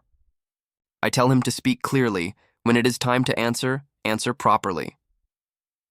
Inwardly, I pray he stretches the time a little longer. Giving up now would be far too soon. He has only 3 seconds left to answer. In the end, Park Min-seong trusts me. He chooses option 4, incineration. And of course his answer is correct. The butcher behind him begins to raise his arms. But he does not notice a slip of paper drifting slowly down. That slip is my final weapon. Lee Jae-hyun can use special equipment to reach inside a ghost story. But the passage that equipment creates can only transmit small objects. That is enough. He told me to throw it with everything I had. A second later, the slip tears in two and radiates green light. Then pillars of light descend from a ring of brightness. It looks like a passage. That pillar of light stops the butcher's motion exactly and knocks the platter from his hand. A rattling sound echoes on and on. What falls to the floor is a bent battery. Exactly as I predicted. I thought that if it were a battery, it might just work. A lizard is a lizard. Even trapped inside a ghost story, physical exorcism still works. Lee Jae-hyun, codename Lizard, former team leader. One of the very few specialists in the field exploration team. His file usually reads, charges in on brute force. Of course, striking the conductor directly might not work. So he aimed at the conductor's instrument. If the conductor of a Class A ghost story is stopped, even the host cannot continue. And so I succeed. The host still has not noticed anything wrong. He urges the butcher conductor to hurry and turn Park Min-seong into an instrument for the chorus. But after a long wait, the butcher does not respond. And Park Min-seong stands there without a scratch. Slowly, the butcher raises his head. And in that instant, from the conductor's split nostrils, a burst of blood explodes into mist. The sight leaves me stupefied with terror. I am a coward to begin with. I very nearly faint. Even Blue Hair beside me cannot bear it, clutching her head. The host is enraged beyond measure. Furious monologues scroll across his television screen without pause. It is the first time he has met something that angers him this much. Then his palm rises slowly. It seems you, boar, hold no respect for this performance. The next second, a great mass of flame engulfs the boar's body and burns it to ash. The host says entertainment must never rely on flashy guests. It must stay true to its roots. The thrill of witnessing, joy following joy. The excitement of the unknown. And the anticipation of the next act. You producers understand none of it. Which is why none of you deserve to create a single show. The host's movements have turned deeply strange. And instantly I catch on to something. Something is very wrong with him. How can a mere Class D urban legend dispose of a Class A? And in the blink of an eye, burning a Class A ghost story to ash. This falls entirely outside my plan. This man is strong. He offers a handkerchief and wipes the blood from my face. Thanks to you, I have found a new vision. You truly have the talent of a creator. I want you to join us. When the time comes, you must accept my invitation. When we come to our senses, we are back in the office. Blue Hair is still covering her ears. They still do not understand. What on earth happened? What did you do during that 30-minute break? But after brushing past death, the joy is overwhelming. We survived, and in a game that guaranteed death. In my hand now is a drop of dream dew, and it glows gold. Entirely unlike the drops collected before. This one is Class A. Even I am startled. 2 days in and I have cleared a Class A darkness. Nobody would believe it. But on reflection, something feels off. He clearly has a mask hanging at his waist. Could it be that everyone else sees an ordinary head? And only I see a lizard's? While I dragged myself through 2 darknesses. The rookies from my intake were going through their own. Ko Young-eun cleared 1 darkness, earned 66 points, and cleaned out 2 Class F zones. Only 3 days in. For a rookie, that is a fine result. She feels a little proud. A single wish ticket costs 500,000 points. Saving that much may take a lifetime, but she is determined to save anyway. Ko Young-eun thinks of me and wants to talk, but the next second she freezes. Messages are exploding in her group chat. Has anyone seen the notice that just went up? Does anyone happen to know an employee named Kim So-yeon? He took part in a Class A clearance. Reading it, Ko Young-eun's face fills with disbelief. Image after image floods the chat. After this clearance, I may well be promoted. But it seems another department blocked it. After escaping the Tuesday quiz show, we were moved to the infirmary for emergency treatment. Blood was leaking from our eyes, ears, noses, and mouths. Well, at least we lived. At the time, I truly believed I was about to die. Park Min-song thanks me. It is good to be alive. Thank you for pulling me out. Honestly, all the credit belongs to Darkness Exploration Records. Blue Hair is a little indignant. We are not incompetent seniors. We simply let our guard down because the assignment was marked Class D. The excuse is rather weak. She seems provoked and resolves to prove herself in the next darkness. As for me, I only hope there is no next time. What happened is unprecedented. There is no telling how management will report it. Honestly, I wish our captain would take this more seriously, but he is simply that kind of man. Just then a message arrives on her phone. The leader's meeting has ended and he is on his way. It seems I will finally see his true face. Team leader Lee Jae-hyun is one of the most famous figures in the novel. The man responsible for that legendary battery play on the Tuesday quiz show. His employee code name is Lizard. Soon we hear a knock at the door. What will the lizard's true identity be? The thought has barely formed when I see a handsome lizard. I am petrified. Perhaps I should simply die of fright now. What captain looks like that? But the other 2 seem perfectly friendly.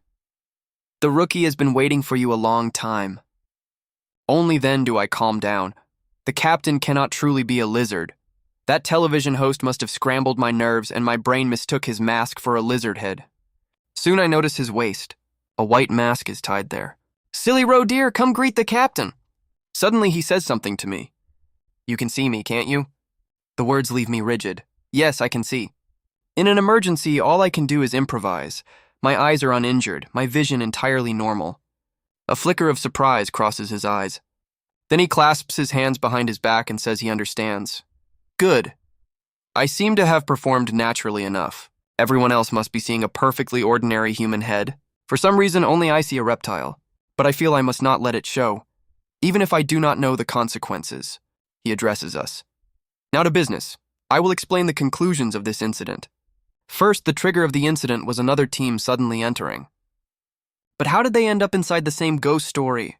Clearly, an administrator's error scheduled the Tuesday quiz program twice. Team D began writing their postcards at nearly the same time but left partway through, creating a gap of roughly 50 minutes. They may have stopped to buy coffee for their rookie. That team is famous for looking after its members. With no second team available for cross-verification and with a relatively high initial survival rate, there is no conclusive proof that this dark body merits a Class A rating. Therefore, the request to reclassify the Tuesday quiz show as Class A has been rejected. Both team leaders are stunned. It clearly was Class A. The result infuriates Blue Hair. She intends to go and have words with them herself. They collected the entire Class A solution. Does that really only count as a Class D achievement? The captain says no. Given the exceptional circumstances of this exploration and a difficulty equivalent to a Class A operation, additional compensation has been approved. In other words, take the money and stop complaining.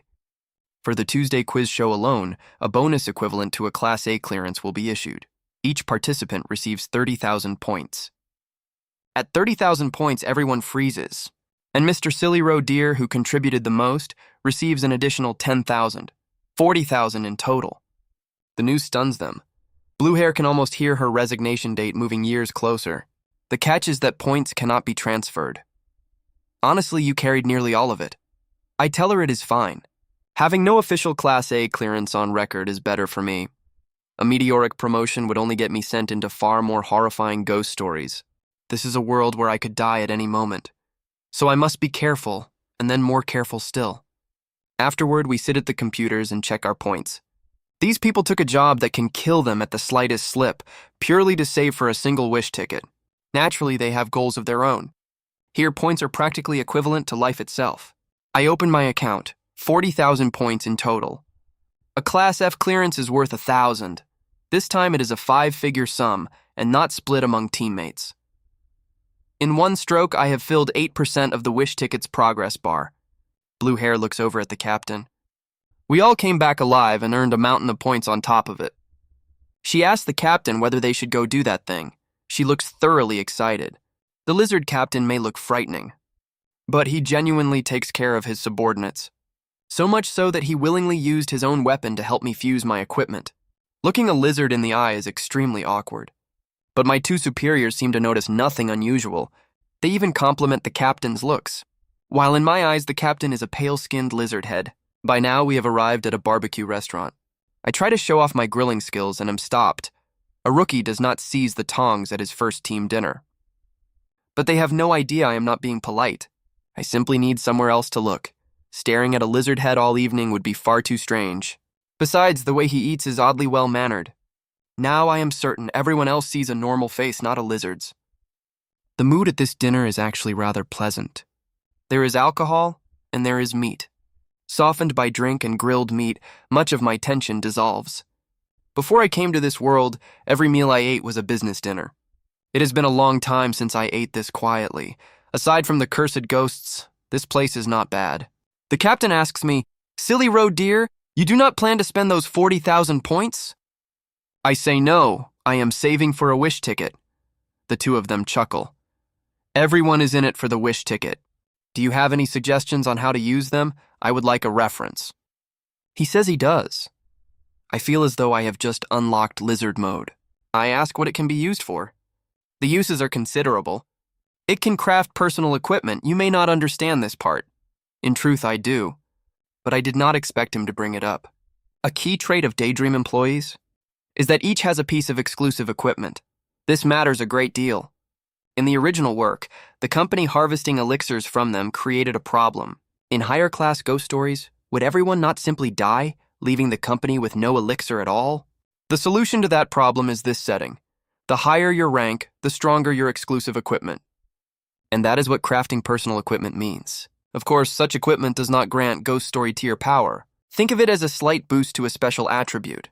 But because this equipment is purely Ao prepared for exploring ghost stories, the details are vague.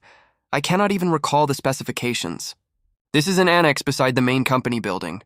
Here we isolate and store the relatively safe and useful ghost stories. For example, you remember the radio in our office? That ghost story tells you your fortune for the day. The company carefully selects useful ghost stories like it. Internally, we call them Twilight Class. In official classification, they are ranked as Class 1 ghost stories. But some are more useful than Class D, stronger or safer than Class F, hence the separate label. So long as you have the materials, the company will craft your equipment. As far as I know, the Twilight Class ghost stories the team uses to craft equipment are 3. The toy maker in the fun laboratory, the fine seed cultivation kit, and we offer this ritual. Park Min-seong tells me to keep my ears open. Ahead of us appears an intensely mysterious employee. Park Min-seong steps forward. We are Team D of the Field Exploration Team, here for rookie training, requesting authorization to enter Twilight and Darkness Zone 99. The person gives a small nod, without making a single sound. Then he leads us through a large gate. His eyes seem fixed on me. I cannot tell whether I'm imagining it. Ahead of me, I see a pitch-black corridor. At last, we reach Zone 99. So this is the Seed Cultivation Kit. Daydream Identification Code QTRWE99. Our department has near-exclusive rights to this darkness. Put 2 things in and it will blend them into something new. Using it costs a certain number of points. Consider it an activation fee. Each use deducts 1,000 points. Inwardly, I am in agony. I hurriedly ask whether it can be reimbursed. He says reimbursement requires the rank of deputy manager. 2 free uses a year. Most people wait until promotion, and at most it will take you a year to reach deputy manager. I do not know what to do. Swiping away 1,000 points outright makes my heart ache. But if the captain says it is worth it, there must be a reason. He would never set me up. If a surviving employee offers advice to raise your early survival rate, taking it is the correct choice. So I decide to burn 1,000 points. Then I toss the 2 items inside. Simply place 2 objects into the darkness and it will create a new fused item. So the materials should ideally carry some useful special ability. That much I have known for a long time. But I have no intention of playing prophet. I listen patiently until he finishes. Park Min-seong says the captain's equipment is the best among us. Might we see it? Slowly, he tears open the weapon pouch on his arm. It is a butter knife. Use it to cut an entrance into the mid-level of a darkness, and it severs space, letting small objects pass through. So that is why you threw me that 8AA battery on the Tuesday quiz show? If only it were defensive equipment. Evidently not. Park Min-seong lets him pull off a few tricks. Blue Hairs is the communication button, so neither of them has defensive equipment. I could probably find something similar at the alien store. Then I borrow the captain's equipment and place it inside. The machine flashes with red light. Next, I have to choose the second item to insert. She warns me never to put a real plant inside. The sensor at the entrance would filter them out anyway. But caution never hurts. All the weeds around here are fake. Plastic plants. Hearing that, I cannot keep a straight face. I remember something. The novel recorded it once. Employee number 2 picked a wild plant near a darkness, apparently a dandelion, and fed it into the device twice. The result took the security department 7 days to suppress. All 3 people present, including employee number 2, were confirmed dead. Every plant was uprooted. Repeated violations result in disciplinary action and dismissal. In the remaining slot, we usually place ordinary objects, but supernatural properties may weaken or fail to transfer at all, and yet the captain is willing to take that risk. Since walking in, I have been going through my entire inventory in my head. I am carrying no small number of supernatural items. The highest grade among them, I believe, is the silver coin I bought at the space market. The captain asks what is in my hand. I say it is nothing, just a travel souvenir coin. And this thing is compact and looks sturdy. I cannot tell whether the captain saw through my lie or whether he recognized the object in my hand. Then again, this world is crawling with supernatural stories. Carrying 1 or 2 odd trinkets should not matter. At worst, I will say I have no idea what it is. The machine continues fusing. As though asking someone to tend a plant, it scans the owner's genetic information. Soon, the machine finishes scanning all of my data. Then it begins integrating the genetic data to generate the equipment. A green light flares before my eyes. The machine reports sewing complete, but I never could have imagined it. My first custom equipment turns out to be a roe deer. A moment ago, Blue Hair told me to go home and test my new weapon. We are inside a ghost story after all. There is no room for carelessness. Soon I am back in my room. The seed kit's genetic combination used 2 devices. One is Manager Lizard's butter knife. The other is the silver snake I bought at the alien store. And the weapon fused from the 2 turns out to be a coin. I have absolutely no idea how to use it. If it is a coin, then perhaps this is how it works. With that, I flip the coin into the air. It drifts slowly down. Suddenly, I seem to see a transparent hand emerge. The hand hovers right before my eyes. It gestures at me, apparently asking me to insert a coin. I do not know whether a 101 coin will do. Let us try. It does not. I try a 501 coin. This time it works.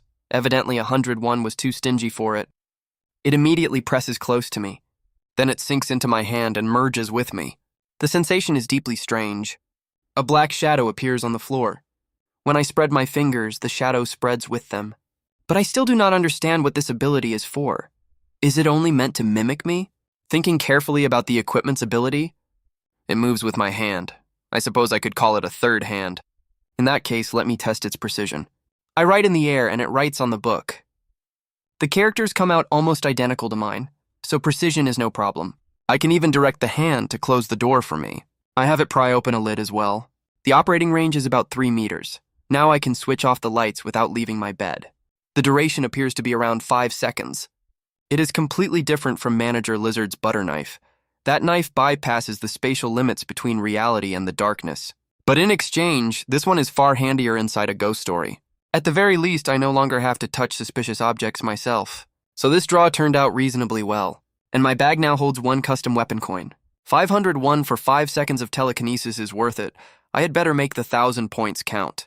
My physical condition is better than expected, perhaps because things ended on a positive note. At least the people around me are decent. Mr. Park faced death without a shred of recklessness, and Blue Hair, who trusted a rookie and lent out her equipment at the decisive moment. Without her trust, I never would have reached the captain. I do not know how many more ghost stories lie ahead, but strangely, I feel as though I can handle them. At least that is what I thought at the time. The next day, Blue Hair tells me the assignment has changed. And that is precisely what I fear most. Reassignment, a change of duties or department within the company. Once your tenure crosses the annual threshold, this begins happening. In other words, I do not think this should be told to me on my 3rd day of work. Have you seen the official notice? It went up today. It is a commendation notice for employees who handled a special incident. Put simply, a team handled a special incident and a Class A1 at that. An outstanding performance. We reward that team with 100,000 points. Look at that. You can do it too. So throw yourselves into ghost stories like moths into a flame and earn those points. If you want a wish ticket, learn from Team D. Primary contributor, 40,000 points, Kim Soyeon. This is insane. They have exposed me completely. If this reassignment stems from that notice, what kind of work will it be? Reassignment means I change departments or the whole team is moved. She says it is not exactly a new position, only that our workload shifts slightly. Until now, what we entered were mainly ghost stories with complete manuals. From now on, the darknesses we enter will have no instructions at all. The risk rises sharply. So they are throwing us into brand new horror stories without giving us a scrap of information? It is absurd. The better you are at something, the harder they make you risk your life for it. And that line comes from people who never lift anything heavier than a pen. Just then, the captain walks in. Blue Hair demands furiously, "Captain, have you seen that notice? Those bastards are telling us to die. They did not say it outright, but sending us into darknesses with no manual is the same thing." The captain says no. It turns out he is correcting her wording. Even in ghost stories with complete manuals, people die all the same. I have no words, and neither does Blue Hair. That is not how a dry joke works. Is no manual not more dangerous? The captain says he sees no difference. This kind of work, charging into ghost stories on brute strength, truly does suit the captain. So I ask directly, I want to know whether this reassignment comes with any benefit. He says it does. There will be bonus points. Sure enough, at those words, everyone shivers. For them, the only hope in this place is earning as many points as possible. Given such a chance, of course, they will not pass it up. They all crowd around. Captain, are these points substantial? Compared to a darkness of the same class, the value is 3 to 4 times higher. At most, it can reach 15 times. All of their irritation vanishes at once, resentment included. At 15 times, even a low class multiplied out comes to 15,000. Their eyes look exactly like gamblers. I find myself wondering whether to stop them. If this is a gamble, then for me it is a sure win. Because even without a manual, I still have the exploration records in my phone stand. So is this not simply a triple point event? Practically a jackpot. In that case, there is nothing left to hesitate over. Let us go and earn a mountain of points. First, we head to the 17th floor. Floors 17 through 20 are mainly used by the development headquarters.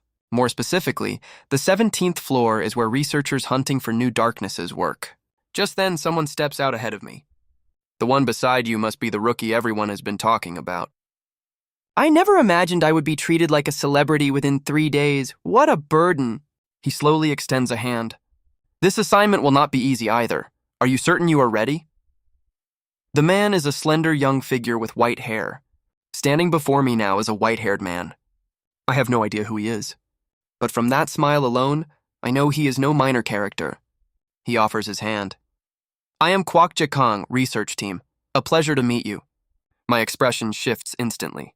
That name I know far too well. I greet Kwok Jae-kang with great deference. Blue Hair tells me not to be afraid, he is only a lowly supervisor. But she has no idea how formidable the man before us is. This is a character with a name. Kwok Jae-kang, staff member of Research Team 1, Raw Material Development Division, Daydream Company. He appears in the novel. This researcher is mentioned constantly in newly registered dark resonance bodies. One of the exceedingly rare employees explicitly described as cheerful and sociable. Kwok Jae-kang greets the captain as well.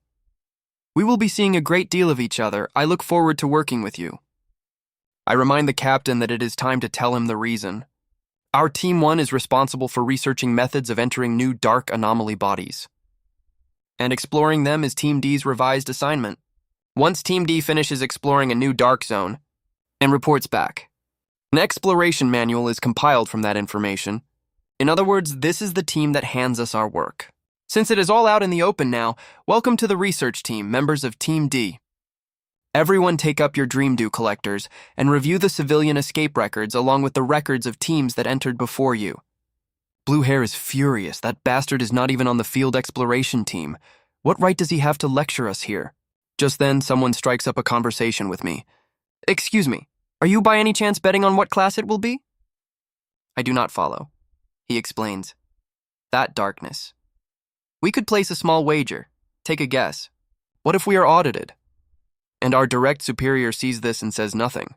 To my surprise, not only does he say nothing, he endorses it enthusiastically.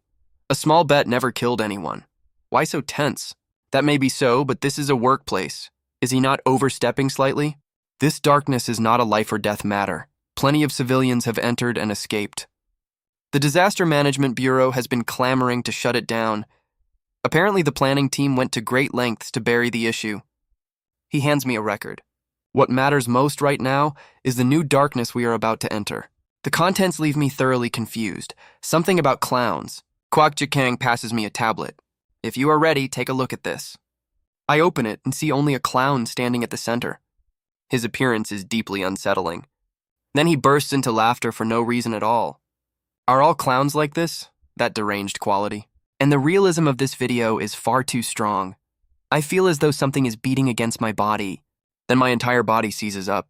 And Kwok Jae-kang, I notice, is wearing an eye patch. So this ghost story drags you inside the moment you so much as glance at the video.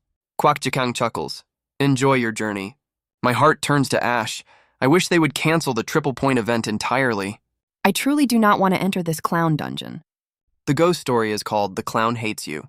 Daydream identification code QTRWD210. A ghost story that wanders forever through an endless corridor hung with clown portraits. Right now our group is studying the clown portraits on the wall. Look closely and it is not true clown makeup. It is human faces forcibly twisted into clown smiles. The longer you stay, the more grotesquely warped the portraits become. Anyone who goes missing in this ghost story becomes a new clown portrait. Honestly, it is rare for a horror film or a theme park to achieve this level. The method of entry alone nearly killed me.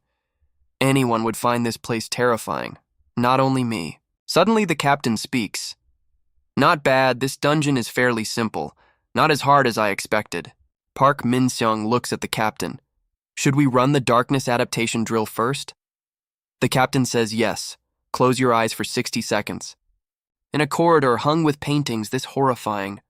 He tells us to close our eyes for a full minute. We have no idea what might happen. But I obey anyway. The captain is standing not far from me. Right now, from the clowns and from the lizard alike, I cannot feel the slightest trace of the fear they radiate. Adrenaline only spikes at the brink of death. It explains the sort of person who finds horror films boring and never watches them. But if those images truly began to move, could they stay calm? Surely not. Park Min-seong says that touching a painting makes it leap out and chase you. He adds that several civilians returned through an empty frame. But hearing that, my brain locks up entirely. The captain gathers us together. We will attempt it once every hour. They said the thing crawls, then it must be slow, so we are fine. Park Min-seong laughs as he says it. Have you seen the clown with the strange eyes beside you? It looks exactly like a film poster. Hearing that, I glance over lightly and meet the eyes of that red-eyed clown head on. My whole body jerks. I nearly faint on the spot. And then Park Min-seong actually tells me to touch that horrifying clown and let it chase me. I have no intention of touching it and no intention of letting it out. Then I speak up. I have already worked out how to escape. The group is stunned. 5 minutes in and you have found a way? Right now, I absolutely must not look back. And a coward like me has only one way to live. Then I take out the coin. This is the express route out of here. A moment ago, I found the way out. I flip the coin straight into the air. A transparent hand emerges. I grab a whole fistful of coins and feed the glove pile after pile of 501 pieces. The coins leave the glove thoroughly satisfied. The glove's custom effect. Insert coins and you can control it remotely. This hand is the clearance method I devised. Time is short, so I explain briefly to everyone. First of all, these paintings are not merely decoration. Among them, exactly one is the correct portrait. What I mean is the ones that get touched and then leap out to crawl after us are the wrong ones. From now on, treat the painting I describe as the correct one. When I give the signal, we all run and search for the portrait matching that description. I ask the boss whether he can follow my lead. He says of course. A proper captain should listen to his rookie. Inwardly, I apologize. In truth, none of you need to run at all. Escaping this urban legend is surprisingly simple. If you have the nerve, you can walk along touching the paintings as you go. But I cannot do it. I would faint on the spot. So our only option is to sprint through and escape. We have been inside this legend for 4 minutes. Next, we speed run the haunted house. Meanwhile, on the other side, a colleague asks Kwak Jae-kang, "You think Class D is the safest bet?" Kwak Jae-kang smiles. Let us keep that between ourselves. Inwardly, the colleague sneers, while outwardly he laughs along. Of all moments to call his name. How tiresome. What truly sours his mood is something else. It is that insufferably arrogant rookie from Team D. He kindly included the boy in the betting pool, and the boy dared to glare at a superior. He seethes. Nothing but a lab rat. Who does he think he is? Kwak Jae-kang reminds him to finish the preliminary report before leaving today. Some people really are lucky escaping with their lives. According to the testimony of previously reported civilian survivors, they escaped through a clown, an empty portrait that returned them to reality. But there is no information indicating which portrait is the correct one. The corridor's appearance, the size of the paintings, the frames, every survivor's testimony differs completely. So finding the exit comes down to trial and error. You must wake the clown and shake it off. Sometimes you must even bring it down until your stamina is utterly spent. Precisely because they do not know which portrait is correct, they will run in circles drenched in sweat. At this rate, at least 1 or 2 will die. But right then, the transfer gate behind him lights up. Park Min-seong steps out. They have cleared it, and by the look of them, they are perfectly at ease, as though it cost them almost nothing. When only 26 minutes have passed. They cleared it in under 30 minutes. Kwak Jae-kang is astounded. Good heavens, how did you manage it? Surely not Manager Lee's usual smash-everything approach again? The boss says no. Blue Hair says it was all my doing. Slowly, I remove my mask. Hello. We meet again. Kwak Jae-kang is stunned. This rookie again? Then his gaze fixes on me. Rookie, could you explain the clearance mechanism? That is no trouble at all. First, the title of the advertisement we watched before entering the darkness. The title was The Clown Hates You. But a clown and a Pierrot are 2 different things. That is the blind spot, since both are simply translated as clown. A clown wears colorful makeup, performs with laughter, does tricks and stand-up comedy. A Pierrot is different. He is the French clown, makeup in black and white, his face sorrowful. The darkness's name was the clue. The Pierrot hates you. So I deduced that only that kind of clown would not chase us. To verify it, we searched for a portrait with monochrome makeup. To be safe, we kept a 3-meter distance and touched the painting remotely. And the result? The clown in the painting quietly vanished. Kwok Chikang seems intensely excited, his expression almost pathological. He worked out a mechanism that clear in so little time, but he quickly notices a problem. According to the records, the moment light hits them, every clown leaps out. In pitch darkness like that, how did you identify the portrait? For that, I must thank the captain. He recognized it at a glance because darkness does not affect him. Then Park Min-seong lent me his notes, so I transcribed a manual of my own. I hand the manual over. Kwok Chikang exclaims again and again. So from that much information alone, you deduced all of this? Thanks to you, the manual prototype will be finished shortly. And that rookie, under conditions this extreme, even constructed an entire theory around it.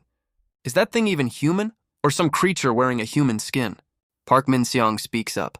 Captain, if you brought anything out of the darkness, regulations require you to turn it in. The captain produces a white cloth. The clown in the painting had tried to run, and the captain tackled it outright. The outcome needs no telling. That clown was taught a thorough lesson. The colleague is completely dumbfounded. What bizarre pairing are these two? Both of them look striking and somewhat alike. Could they be relatives? Kwok Chikang asks me. You happened to receive a business card, didn't you? I say, what business card? I am a rookie. Mine have not even been printed. My answer displeases him greatly. He laughs in exasperation. I did not expect you to be so skilled at playing dumb. I was talking about something else entirely. This time we will join forces with the elite team of Team A and the members of Team Y to conquer an entirely new darkness. But about this darkness, a faint sense of foreboding stirs in me. I understand his meaning at once. He means the business card I received when I first joined. The thing was tucked right against the edge of the box. But I do not understand how he knows about it. Kwok Chikang tells me to try making contact. It might earn points far faster. I refuse outright. Kwok Chikang wants to know why, when it could clearly earn points so much faster. I understand that, of course, but I also understand what awaits me. They may well stuff me somewhere far more dangerous. Low-class darknesses give triple points on clearance anyway. I will pass on horror at that scale. I do not know how far this thing can carry me. In the time that follows, we clear another one, again within the hour. The looks others give us are pure envy. How many times is this now? Team D is nearly finished writing the whole manual. Thanks to our lucky star. A brand new darkness dungeon cleared within a month. You really are something. It is all thanks to my senior's guidance. Over the month, we accumulated more than 5,000 points. And I have accumulated 45,000 at this company. Last night when I returned to the dormitory, I even threatened the Viper by Xeheon. I hear you enter a darkness exploration tomorrow. Care to bet on how many civilians died in there? Just then the captain tells me to sit down. Your performance lately has been outstanding. Surely you are aware of that yourself. So if anyone makes a strange request of you, tell us without fail. We will do what we can. A manager can cover for you at least once. I nod. Clearly this too is unavoidable. The only consolation is that, by the custom of large corporations, rookies like me are not handed heavy responsibilities. There probably will not be anything harder than this. On our next Kwaidan, we escape within the hour again. This deeply irritates Team Leader Lee. His researchers break their backs and barely scrape together 500 points. Kwok Chikang notices that dissatisfaction as well. Researchers do not even receive hazard pay. Team Leader Lee, I hear this dark anomaly body requires multiple people to handle. About 10, so it becomes a joint operation. Kwok Chikang takes a pen and sketches on paper. Let me see which team suits it best. He circles Team A, then the landholder, and Team Y as well. Team D's prospects look rather bright lately, because they get to enter the darkness alongside Team A. Team A is all elites, isn't it? Going in with them should be fine. Team Leader Lee, you really do have a short memory. You know perfectly well what our company is like. But you must know, once you step into a darkness, someone always has to stand up and be the necessary sacrifice. Now that you put it that way, that is exactly right. 3 days later, we are summoned. We push open the door to find a large crowd already gathered. I ask Blue Hair whether we are going in with other teams today. That is right. By the look of things, yes. A blonde man says to me, "So you are the Kim So-yeon everyone talks about." I nod, but I notice gold on his mask. The blonde man seems to think highly of me. "Young man, your future is boundless. We will talk again sometime." Behind me, Blue Hair tells me to look carefully. Their masks bear gold markings, which means they are members of Team A, and the group on the other side are all Team Y. But they are not to be underestimated either. Park Min-sung quietly warns me, Team Y's leader is not management, merely an ordinary staff member. In the crowd, I spot a familiar figure. This man joined the company at the same time I did. I still remember him asking one question at the welcome ceremony. "Can this wish-granting thing bring the dead back to life?" Park Min-seong praises me for being so clever, as though I keep a shrewd administrator inside my head. Kwak Ji-kang has arrived as well. Today I will brief you on the dark anomaly zone you are about to enter, though frankly, there is almost nothing to say about this anomaly. The blonde man who spoke to me earlier asks Kwak Ji-kang what he means. Blue Hair is displeased and about to retort, but Park Min-seong stops her. "Say nothing. If even the research team does not know what lies inside, it means this is a total annihilation darkness. Nobody has come out of it alive. The required entry number is 10 or more. But after some exploration, we did obtain a few findings. The theme of this large-scale dark phenomenon is the Garden of Joy. 12 students vanished during a club exchange event, whereabouts unknown. The cause was a board game. That board game carried a trademark, Joy Theme Park. According to survivor testimony, the board game was in a nursing home, but the home's owner denied it. In the end, part of the group returned after 17 hours, 7 dead. The survivors were precisely those who remained in the theme park inside the board game. They exhibited a range of symptoms, delusions, post-traumatic stress disorder, and mild neurosis. By now, I have read the entire report. Kwak Ji-kang hauls over a crate. "Now let us open these capsule toys.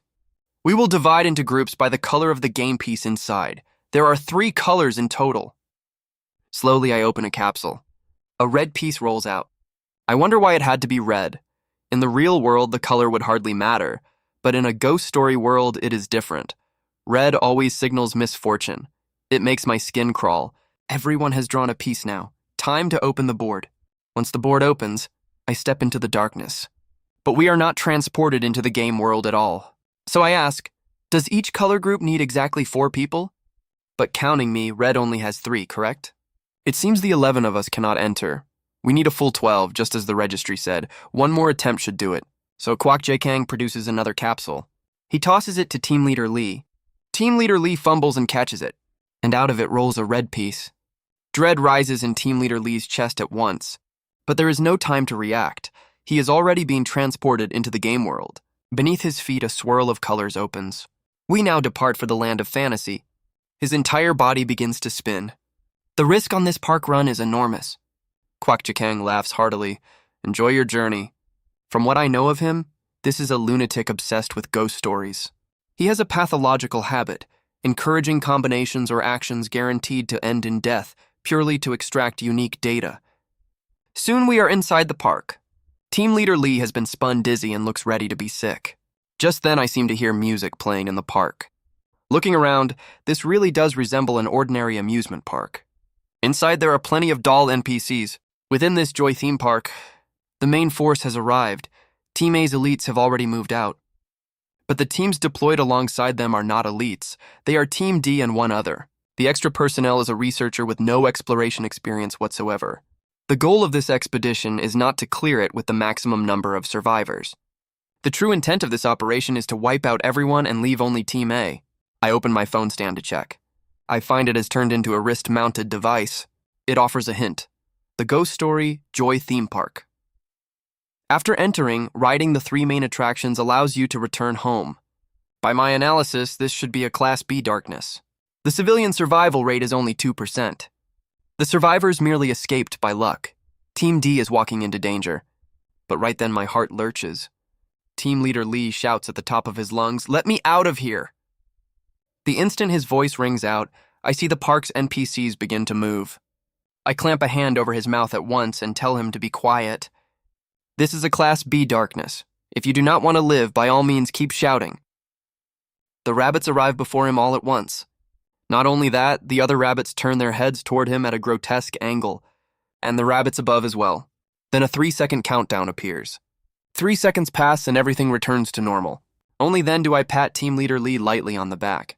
At that moment, a woman in a butterfly mask walks over. She drives a kick straight into Team Leader Lee's face. He is beaten until he begs for mercy repeatedly. She says only one cold line: "Make another sound and I will kill you first." I am beginning to miss my own superiors. If only I had been grouped with them. I even doubt whether I can walk out of this darkness myself. These people will never listen to me. Now the butterfly-masked woman turns to me. "So you are the top new hire?" I thank her for the compliment, Miss Butterfly Mask. She tells me to call her Kim. Team Leader Kim, that cold attitude just now, plus that unusual surname. Could she be Deputy Leader Kim Na-so-il? Deputy Leader Kim Na-so-il once set a clock to 4:44. Senior staff member Kim Na-so-il once reassembled the remains and severed the teddy bear's limbs. If I recall correctly, Team Leader Kim is an employee of outstanding ability and utter ruthlessness, which means she has already discarded part of her humanity. Miss Butterfly asks whether I have drawn my exclusive equipment. I nod and tell her my ability. But I want to know hers as well. She says her ability is these fingernails. They grow without limit. With that, she gives a casual sweep. The nails slice the machine beside us clean through. An ability like that suits covert assassination better. The other man is stunned. To this day, he still does not know what exclusive equipment is. I take some time to explain it to him. It is really not complicated. Incidentally, what is your name? He is Jang Hyuk-rim of Team Y from the same intake as me. This is my first time deployed to a large-scale dark zone. Mine too. Our conversation irritates Miss Butterfly greatly. Bull Mask, raise your left hand. Jang Hyuk-rim raises his left hand entirely against his will. Miss Butterfly says coldly, "Because you belong to a cleanup team." That is right, Team Y is a cleanup team. A team made up of people with flaws, unfit for exploration. Generally, cleanup teams consist of members who pass the entrance examination, but carry flaws making them unfit for normal exploration. They are mainly deployed to test special circumstances, and are usually named with the last 3 letters of the alphabet, Y, X, Z. Daydream Limited classifies its field exploration teams alphabetically. At the front are A, B, C. And the final ones, Y, X, and Z, the cleanup teams, are used as parts for the army. Miss Butterfly says, "That one is nothing but cannon fodder for the army? They will die here sooner or later, so do not waste time befriending them. As top graduate, you have potential, unlike them." I take a step forward. Whatever she says, I am less frightened when there are more people around. Team Leader Kim, it seems things have started over there. And the result leaves him utterly shaken. Ahead of us, the scene bursts into life. A great many rabbits begin to perform. Team Leader Lee does not understand what this is. The overall feeling is cheerful, with no sense of danger at all. They call out to us, "Welcome to the world of play. Everyone walk on with a smile. The parade is a train that runs on your smiles." Listening to that cheerful music and to the rabbit's merry words, my arm gives a slight tremble. The rabbit above continues, "Please join us with a smile." It spreads its hands and candy rains down from the sky. But right then, Jang Hyuk-rim senses something wrong. Why is there red liquid on his face? He looks closely. It is a clot of blood. Meanwhile, the parade marches merrily on. But this eerie atmosphere makes Miss Butterfly sense something is off. It has gone far beyond anything resembling joy. Just then, a rabbit passes by his side. Its eyes begin to glow red. The next second, its head explodes. Inside is nothing but candy, and I remain rooted in place, unmoving. Looking at the eyeball on the ground, my heart hammers wildly. This is over. The game has only begun, and already my legs have gone soft. Joy Theme Park User Guide, applicable to exploration records up to number 64. Please cheer the parade with a joyful expression. Everything that occurs during the parade is joyful. Under no circumstances may there be any negative emotion. A moment ago, the rabbit still had a smile on its face. Jang Hyuk-rim stands frozen at the sight. The problem is that if he cannot hold back a scream, he dies. Precisely because I know that, I grit my teeth and force down my fear. This is where the danger of the theme lies. It is an event built entirely from things no human being could smile at. If you begin to scream or weep, you are deleted for violating the user guide. I tell myself I must not be sick. Whatever happens, I must hold it in. But the long-haired man across from me is starting to lose the battle. He turns at once to look at me and sees my calm expression. Perhaps my face steadies him. He holds it in. And that teaches me something. It means we are the same kind. He is a coward too. Suddenly I feel a sense of belonging. At last, someone like me, frightened in the middle of madness. With a wet crunch, someone stamps brutally on the corpse from earlier. You were frightened by something like that? You cannot be serious. Miss Butterfly seems entirely unafraid and mocks the long-haired man. This is exactly why he was thrown into the cleanup team. Do you think the company assigns capable employees to cleanup? Cleanup is full of trash like you. And useless damned cowards who cannot even do their own jobs. Once you join a company, do your job properly. Whining about being scared is nothing to be proud of. In truth, I know the cleanup teams are made of such people. It is a narrative device, so wiki readers can accept it more easily. Any normal person who learned they were regarded as a disposable pawn would certainly be disturbed. But cowards are in there too? Then what about me? I am a supreme coward. This is no simple weakness. The moment they discover I am a coward, they will ship me to the cleanup team. Just then, Miss Butterfly speaks. That is explanation enough. Let us move efficiently. She says, leave them behind, the two of us will go. But that suggestion is the last thing I want to hear. So I make up my mind. I tell her to go alone. I will stay with the team. What I am actually thinking is this. If it were only the two of us, she would discover I am a coward immediately. And right now, I absolutely cannot admit it. If my guess is right, you will not get far on your own. At those words, Miss Butterfly stops short. Suddenly, a red thread descends from above. The thread swiftly coils around Miss Butterfly's neck. The truth is that when we entered the darkness, each of us drew a game piece. Specifically, a red piece. And now a thread has bound my neck as well. In this board game ghost story, 4 people drawing the same color means the 4 of us are one team. So in this situation, teammates must move together. The number of civilian survivors was also 4. The reason they lived was most likely that they held together as a team. So the hypothesis is, to clear this darkness, we must keep the team intact. A flicker of astonishment crosses Miss Butterfly's eyes. From a single survival record, he deduced all of that.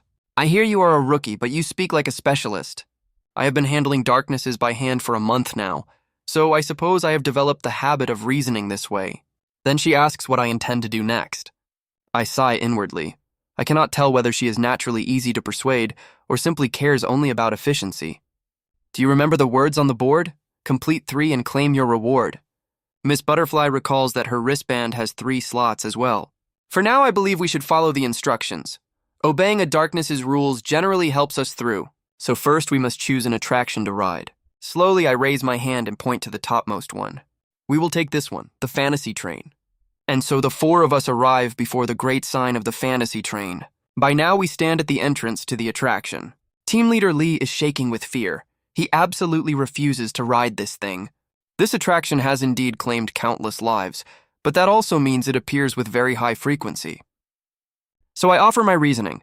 Most theme parks always keep a few fixed flagship attractions. Roller coasters, for instance. And dark rides.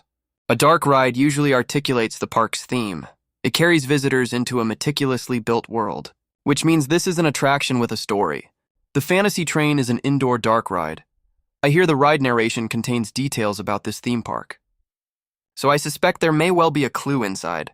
Having heard my explanation, Miss Butterfly does not hesitate and walks straight in. I tell him not to worry, it will not be that frightening. That is right. A veteran chronicler of darkness exploration always finds a lighter, less terrifying way through. All along the way, that same wish for a pleasant journey keeps repeating.